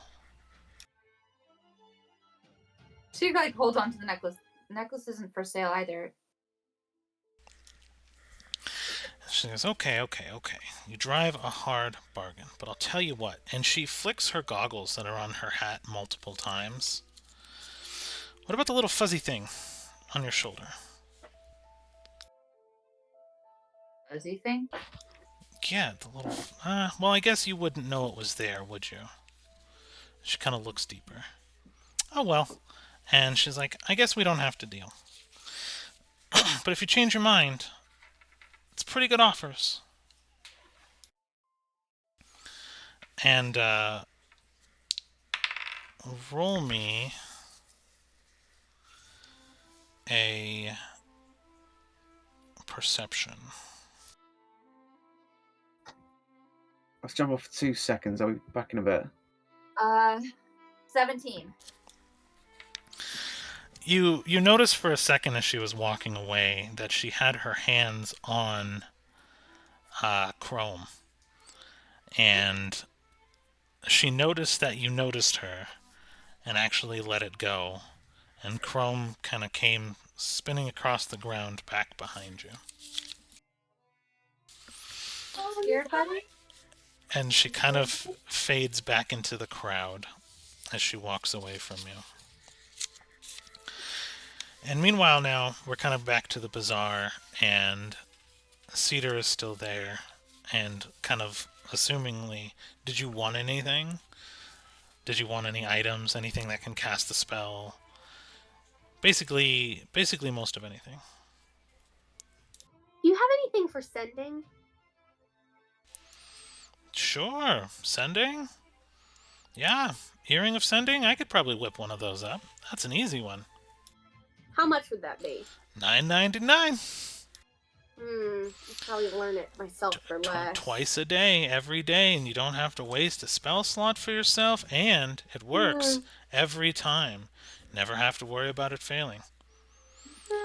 True, but I mean, I'm a wizard. I can always just teach myself. So I do appreciate it, though. I do love what you're doing here. It looks really cool. But are you a wizard that could use a spell right now? Right now? Nah. Yeah, see? See, look, I can... Wait. And what's your name, little miss? Why do you want to know? So I can send you a sending. All right. Just... Does the first name work? Just Cedar. That's all I need.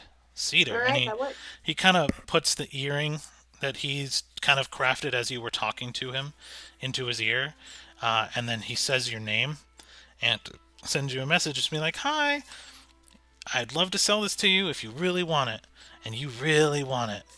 And then he goes, now, who's a wizard in the crowd? And then someone kind of like raises their hand and they go, I'm a wizard. He's like, do you know sending? And they're like, yeah.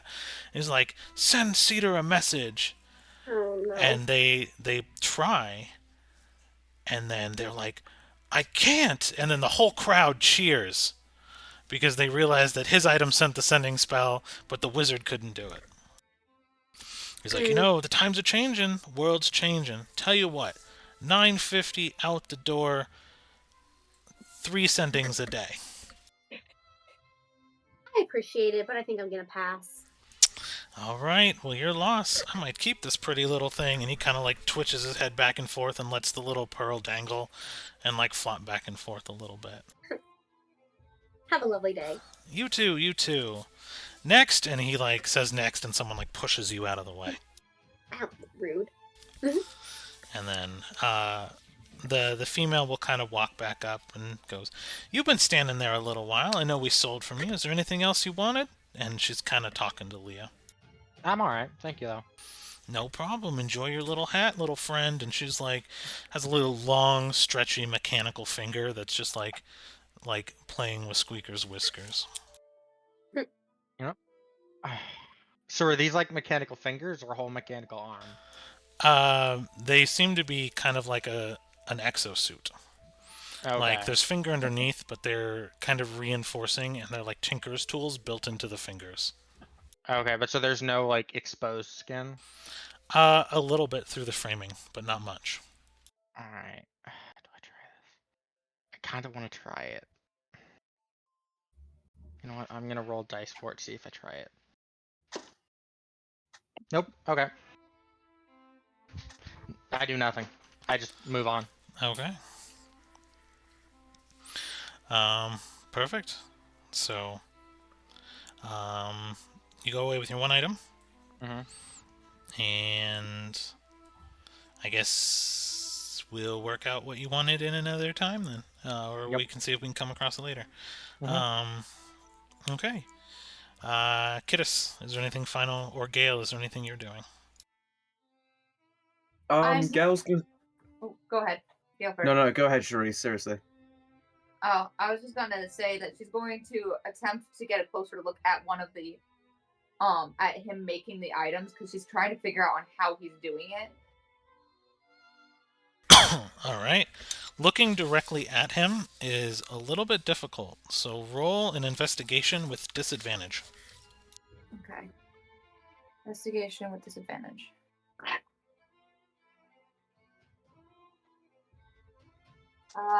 That's 15. Yeah. He seems to be drawing an incantation in a language you've never seen, and then he speaks to it, and then sells it. So he's making the item. He's starting with a mundane like silver ring or a mundane item, making it a little bit more ornate, talking to it, and then selling it. And eventually she does go back to her group. Okay. What you found more interesting with that was that the way he was attempting to hide it, it was almost like his entire actions were displaced, and you were looking at multiple versions of himself when you focused on him making the item, and that's what made it so hard. Interesting. Gale, Does it remind you of my displacement, or is it more like it seems different. It seems different. Okay. It seems moreover you're naturally doing it because your soul is detached. He seems like he's doing it intentionally so people can't like see what he's doing. Okay. She goes back to her group. All right, Gale, you eventually make it to the front, and you see the two spell plague lanterns and two goblins hawking magic items. It's like, welcome, little blue man. What can I get for you today? Surefire spells, $9.99. Oh, I thank you. I'm not much interested in buying. Just passing through. But you've never wanted... Name one spell you've always wanted to cast that you can't. Maybe a different class? What are you, a tick, tick, tick, tick? And his eyes go white, and he's like, you're a diviner, you're a healer, a holy man, a priest, a cleric, whatever you want to call it. You fix people. What if you ever wanted to heal people but been out of spells? Maybe I can sell you a nice ring of healing. Oh, I already have something that helps me do that, but thank you. Okay, well, you know, what? Any other spells you want to cast that you can't? Maybe Fireball? Everybody loves Fireball, and he has this little ring, and he tinks it, and a fireball so hot it burns blue, shoots up and almost burns a hole in his caravan. It's like, everybody loves Fireball. Yeah, no thanks. Not much of a fan of fire myself. Okay. You drive a hard bargain. I'll tell you what. Ever wanted to bring back the dead? Not really my area. Really? It's like, what? So what if one of your friends dies? Do you have the ability to revive them? Yes, actually. Really? And how much does that cost you? Enough. Enough? And what if, say, you tried to bring your friend back to the dead, but there was no magic, and he points to the blue lantern? World's a changin'. Surefire spells, $9.99. What do you know about that? What do I know about what? The world changing. There not being any magic.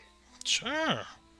There's fire, no magic. I sell magic in a bottle. Or, I guess, in a ring. Or jewelry, or necklace, or armor. You look like an armor man, and he kind of like pulls your coat and like straightens it out a little bit. Okay. It's like, can I have your wings? Where did you get those? And he kind of like, you see him go through like 4 or 5 different spectral lights of changes for his glasses. You can almost hear like the zing of them trying to like examine your wings. You can't have them. They're not for sale, and I grew them myself. Grew them yourself. See? So you admit there's things in the world that are beyond comprehension. Not really. They grow on my body. I comprehend them just fine. This whole blue flame, I know what's going on with that. Yeah, I stole it fair squares. You stole it. Sure. It invaded my space, I put it in a bottle, and now I use it to help demonstrate my surefire magic. So you know how dangerous. Do I know how dangerous it is? It's not dangerous. I mean, there's no magic in the place where I come from, so you gotta get creative. I have a dead friend that would beg to differ as to how dangerous it is. Well, I'm sorry about your dead friend. Next time, they should avoid fire. No empathy whatsoever. Can I touch him? Touch who? The goblin. You attempt to, and then his partner, his female partner, intercepts you and goes, "Bah! No touchy, that's mine. Hey. Unless you want to sell one of your friends, then you could touch him."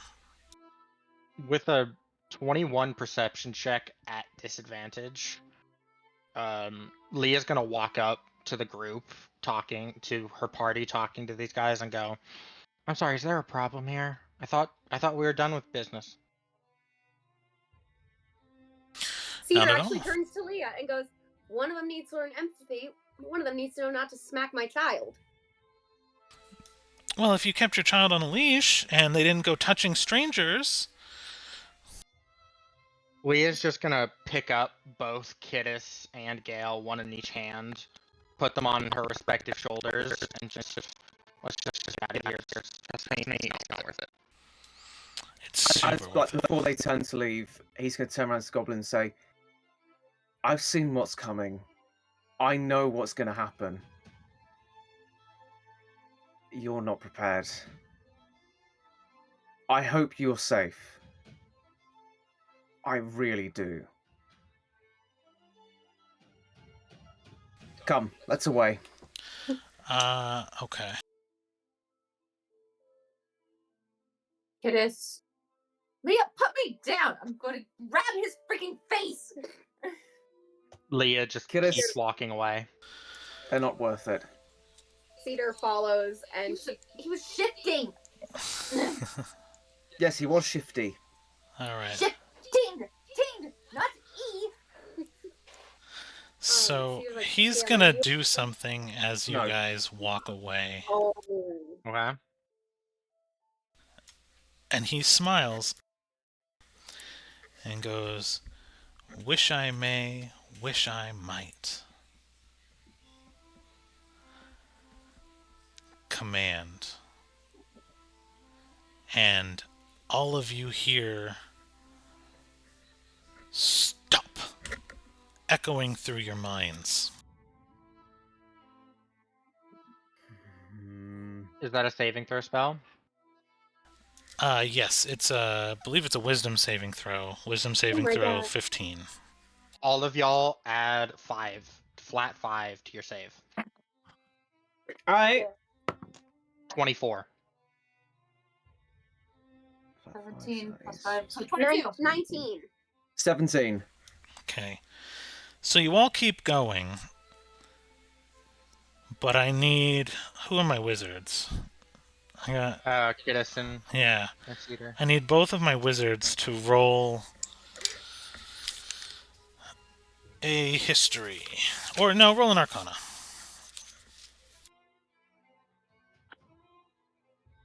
Shoot.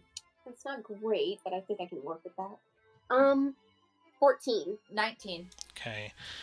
Kidus realizes almost immediately that he just used a 9th level spell to cast a 1st level spell.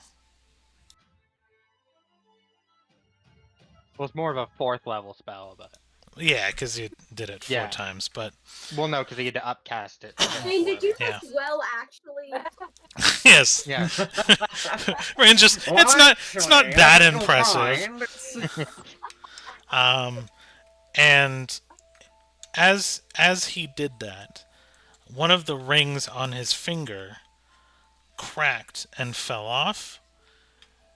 He grabs one from the top shelf, slips it on one-handed, and lets you guys walk away. I'm gonna kill goblins. Don't. The fire they've bottled will do that. No, I don't know if it will. It will, Kiddis, believe me. We're shifting. Ugh, I hate control spells like that. Ugh. Hmm. Makes my skin feel bad. You could cast a knife. Cut me down, Leah. All right, wait. I want to try something. I love the idea Once- that Leah just has a kid of scruff right now, and she just kind No, of she's on her shoulder. It's on- Oh. yeah. But no, once we're like say 60 feet away, Leah's gonna call out one of her rats from the bag. Can she take over its senses from the bond or no? It would be able to kind of... You'd be able to... Well, I mean, I guess it would kind of understand what you were saying now. So, I don't know if you can necessarily take over senses, but it could Can I share at least, that... like, telepathically? Yeah, it could... You can telepathically share intent. Perfect. I'm gonna send one over. I'm gonna tell it to wait about 6 hours, wait for the crowd to die down a bit, and bite one or both of the goblins. Sorry, that evil giggle. That was ominous as all get With out. the intent of spreading the bond. Gotcha. Alright then. So, let's see. How many hours is it waiting? 6. 6. Roll 6 stealths. Okay.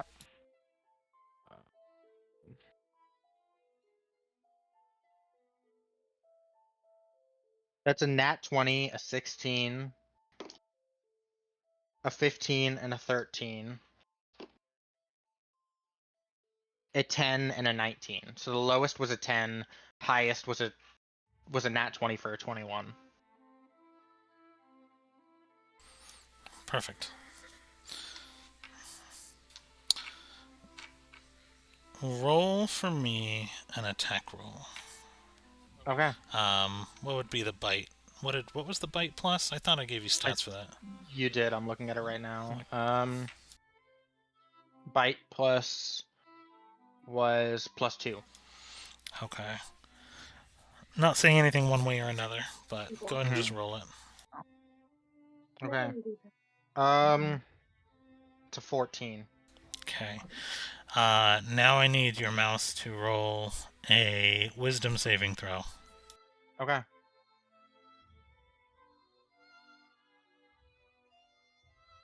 Five. Okay.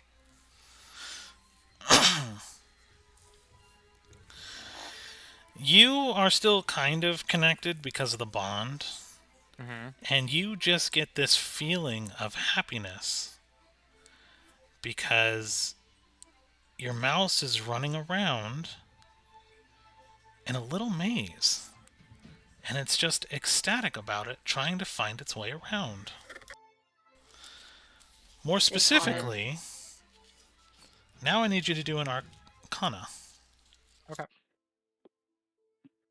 10. It seems like it's a maze made out of hedges that Okay. your mouse is experiencing. Mm-hmm. And that's all you get.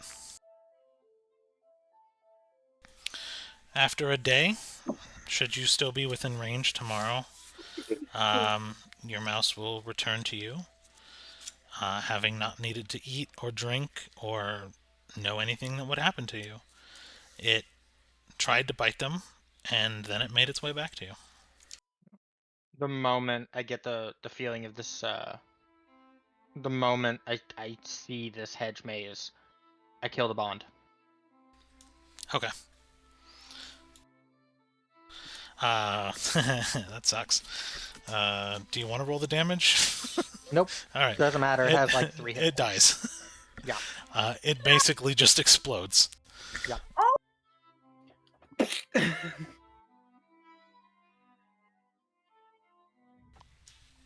Do you know what it was? No, but I know it wasn't good, and I have a feeling that they probably probed information the other way around, so. It was imprisonment. Oh, okay. So, yeah. There's mechanics behind it, but Yeah, I figured they were probably gonna probe information if he stayed in there too long, so I figured I'd just kill it at the beginning. so you just kind of the moment it got caught. Gotcha. Yep. That's dork. Okay. And this entire time, Leah's face has not changed.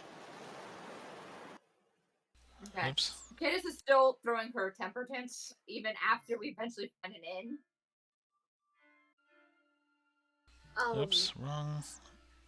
My music changed. Thought I did better. Hang on. There we go. We're in an inn. It's nice and soothing and relaxing now. Mm-hmm. Yay. Yay. Candace is still throwing a fit. Once we get to an inn, Leah sets her down. Okay. Yeah. Yeah. Just. You are no longer on giant. I wanted to touch his face. He kept. Yeah, that was frustrating. That hold. You guys, it was like he kept shifting to hide what he was doing. It was like there was not like my after image, but it was like.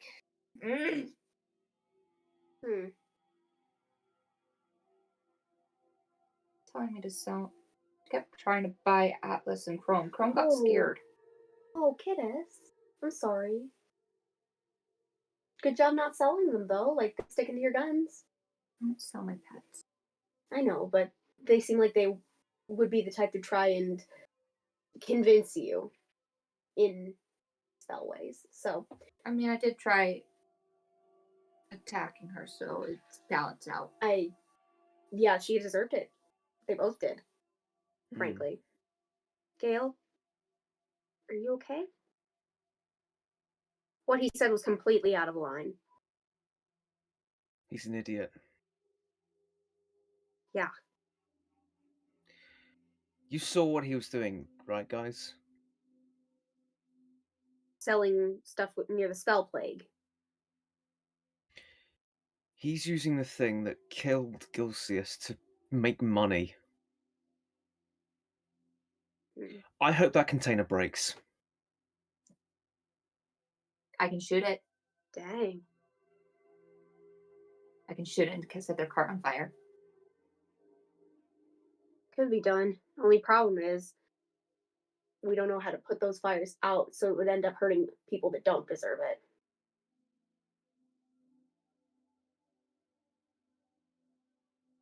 Right. We should figure out how to stop it before we start doing things like that. Yeah. I understand, though. Felt like it started with the old before everything became normal. Hmm? The spell plague. I don't know how they got a hold of it. If ever you know how everything's shifting back to the way it was, if the spell plague started there in a war. Okay. And she starts recounting the like the siege of Neverwinter to them. And basically the recount was of the fight between the two sides. The losing side retreated to essentially the graveyard that makes up, at the time, all of Netherwinter aside from the city. And when they were basically about to get caught, the spell plague happened. The spell plague lasted about 60 years, and literally caused, or at the same time, happened to be reforming the entire world to the way you guys know it today. So if she recounts the book, it was from before Shadowfell was Shadowfell, back when it was Neverwinter. It was 1379 to 1461. These events would have taken place. Okay. Which was interesting because that was 70 years before, because you guys were in the year of about 1300, so that was 70 years. There was a book written about a war that happened 70 years in the future in a place where you guys were. Just to collect memories for you guys. Housekeeping. And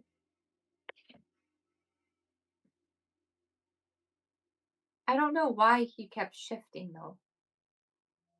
Like I couldn't tell if it was like maybe he was going between timelines or if he didn't belong here on this world. Those are all good theories. Because if they came from a place with no magic, I was curious about that. she said she would only tell me if I sold them. Don't worry. We'll find out some other way without having to use a sacrifice play or something like that. You know what If we can get them separated for the magic items, I vote we do rat torture. Boy.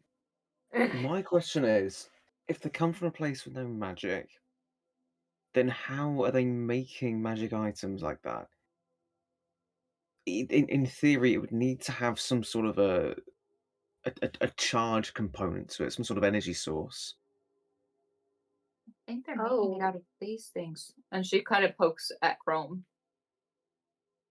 Not to mention, they did have something that looked like the charges. What? You didn't see? That's what they were selling the guards. I don't know if they were charges or they could be. I couldn't tell exactly what they were. They could be blue flames. I don't like those implications either. New form of warfare to get rid of magic using spell plague. I have half a mind to go back there and try and get some answers, but I don't know what we're dealing with those two. On their goggles. The goggles did seem really cool. No, their goggles, they kept shifting. Yeah. It seems like you can read what different magic there is. Only thing I liked about them was their goggles, so. Gosh. I think they annoy me worse than Pelly. Yeah, I can see that. They're just as bad as him. Which him are we talking? Silverco. Yeah. They bring stuff like that into a civilian area. They give it to soldiers, ready to...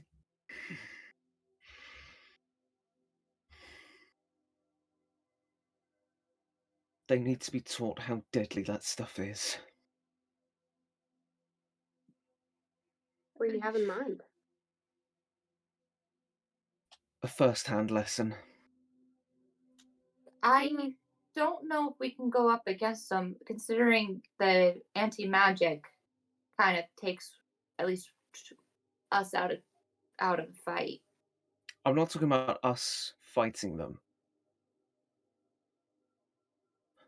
It would be a shame if one of those little containers just cracked and fell apart.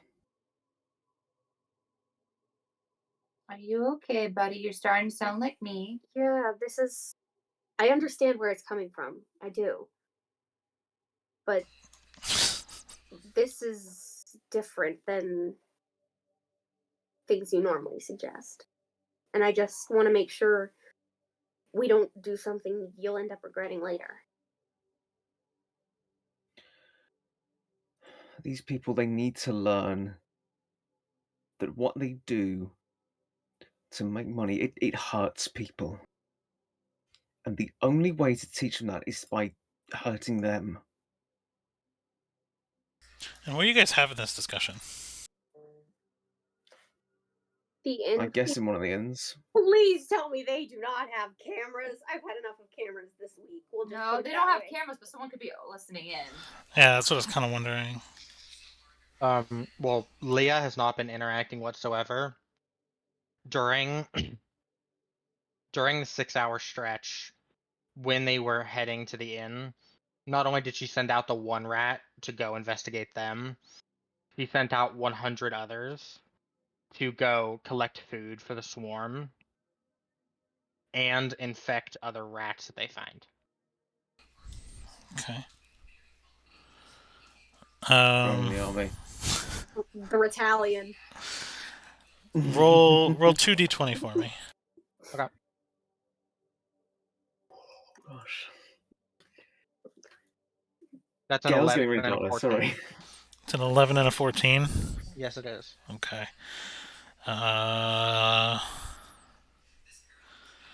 97 rats join the Legion. Okay.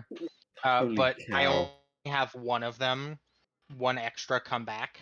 So I get 101 back. The other 96 stay in the city. Okay, just living. One of our Yep. chatters is wanting us to go fight the goblin. Just wanted to let y'all know. I don't fight the goblin. I don't get my magic, guys. What was I I gonna would say? gladly use my torture tools on them, though, as a test of me.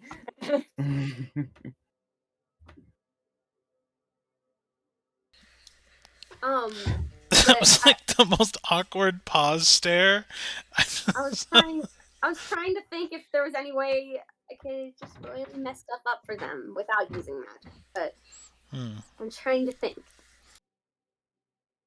And I can't get to the answer in my head yet.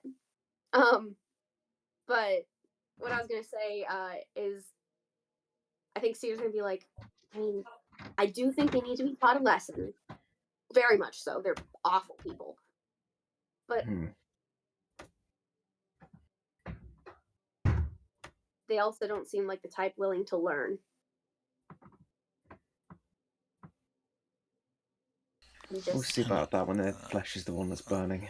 So a waitress kind of walks up and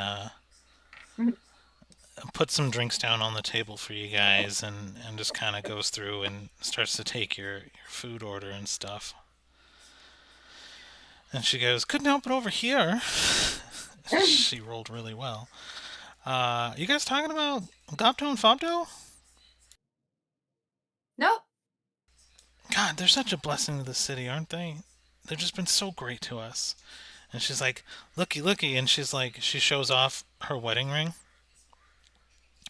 So lovely. My husband, he works out in the fields every day, and this ring lets me do prestidigitation. So you know what I can do? Make him not smell anymore. It's literally saved my marriage. Those two are so wonderful. And she like serves drinks, and she's like, you know what? Have some peanuts on the house, and she puts like a food mix of nuts on the table in front of you, and Can I see your ring? I just want to. I'll give it right back. I just want to look at it. Of course, yeah. And she like puts her hand down in front of you, and it's like a silver ring. You can't really see the incantation. You assume it's on the inside. And then there's this huge, just fat diamond, like right on top. I would actually like to see the incantation. You see, I'm a wizard, and I've been very curious about how they manage to do these spells. Okay. But we have bouncers, so if you try to steal this, Don't worry, I'm not gonna try to steal it. it's like, I okay, already have plenty of jewelry. you seem nice enough. And then she kind of like pulls it off and just kind of shows it to you. All right, so I'm gonna look at the ring, and basically, I'm gonna look.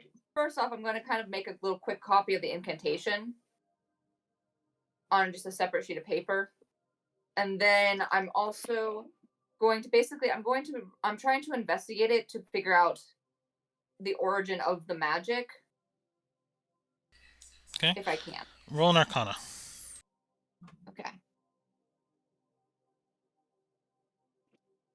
Natural 20. Nice. Nice. It's gibberish. Straight gibberish. So there's no. With a natural 20, you get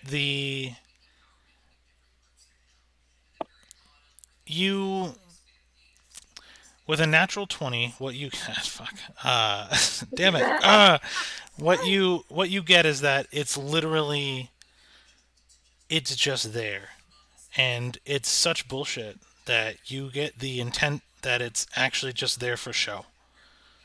It's not a magic you're familiar with, but even with your study of the book of like the primordial magic that you've been learning that has like ancient symbols, these look like just random scribbles of what like school kids would draw that they think magic would be. That's how far away from even the source of like what arcane magic would be. So it's either you're 0% familiar with a brand new type of magic or it's bullshit. Thank you so much. That's very helpful. And she's like, and thank you. So then she'll kind of talk and just kind of be, and like take your food orders and stuff. And just so you guys know, here we only have communal rooms available. So there may be a couple other sleepers in the room. So just watch over your stuff. But we're pretty safe here, and we have guards 24/7. All right, thank you. Thank you. Of course, have a great night. And then I'll bring you your food out in just a minute. And then she kind of like skips off, and she's like, haha, like looking at her ring because like someone else just admired it. Be right back, guys. I forgot something in my room. I gotta go grab it. But I'll be right back, okay? I should be back before the food gets here. Okay. And The Cedar, inscription's bullshit. She whispers. good to know. What? That just makes this interesting. And Cedar gets up and leaves, but right before she walks out the front door, you see her put up her hood, which she hasn't done in a freaking while. Oh, okay. So what I'm gonna have her do is she's gonna hop into an alley real quick and pop a quick minor conjuration, and she is going to conjure just about the worst stink bomb she can think of. What is so weird? Yes. Yes. What she does is she then she then kind of does a very quick prayer to Yellow and goes, "You want to play?" That's the extent of the prayer. All right, roll a performance +2. Okay, +2, and then where's the performance one?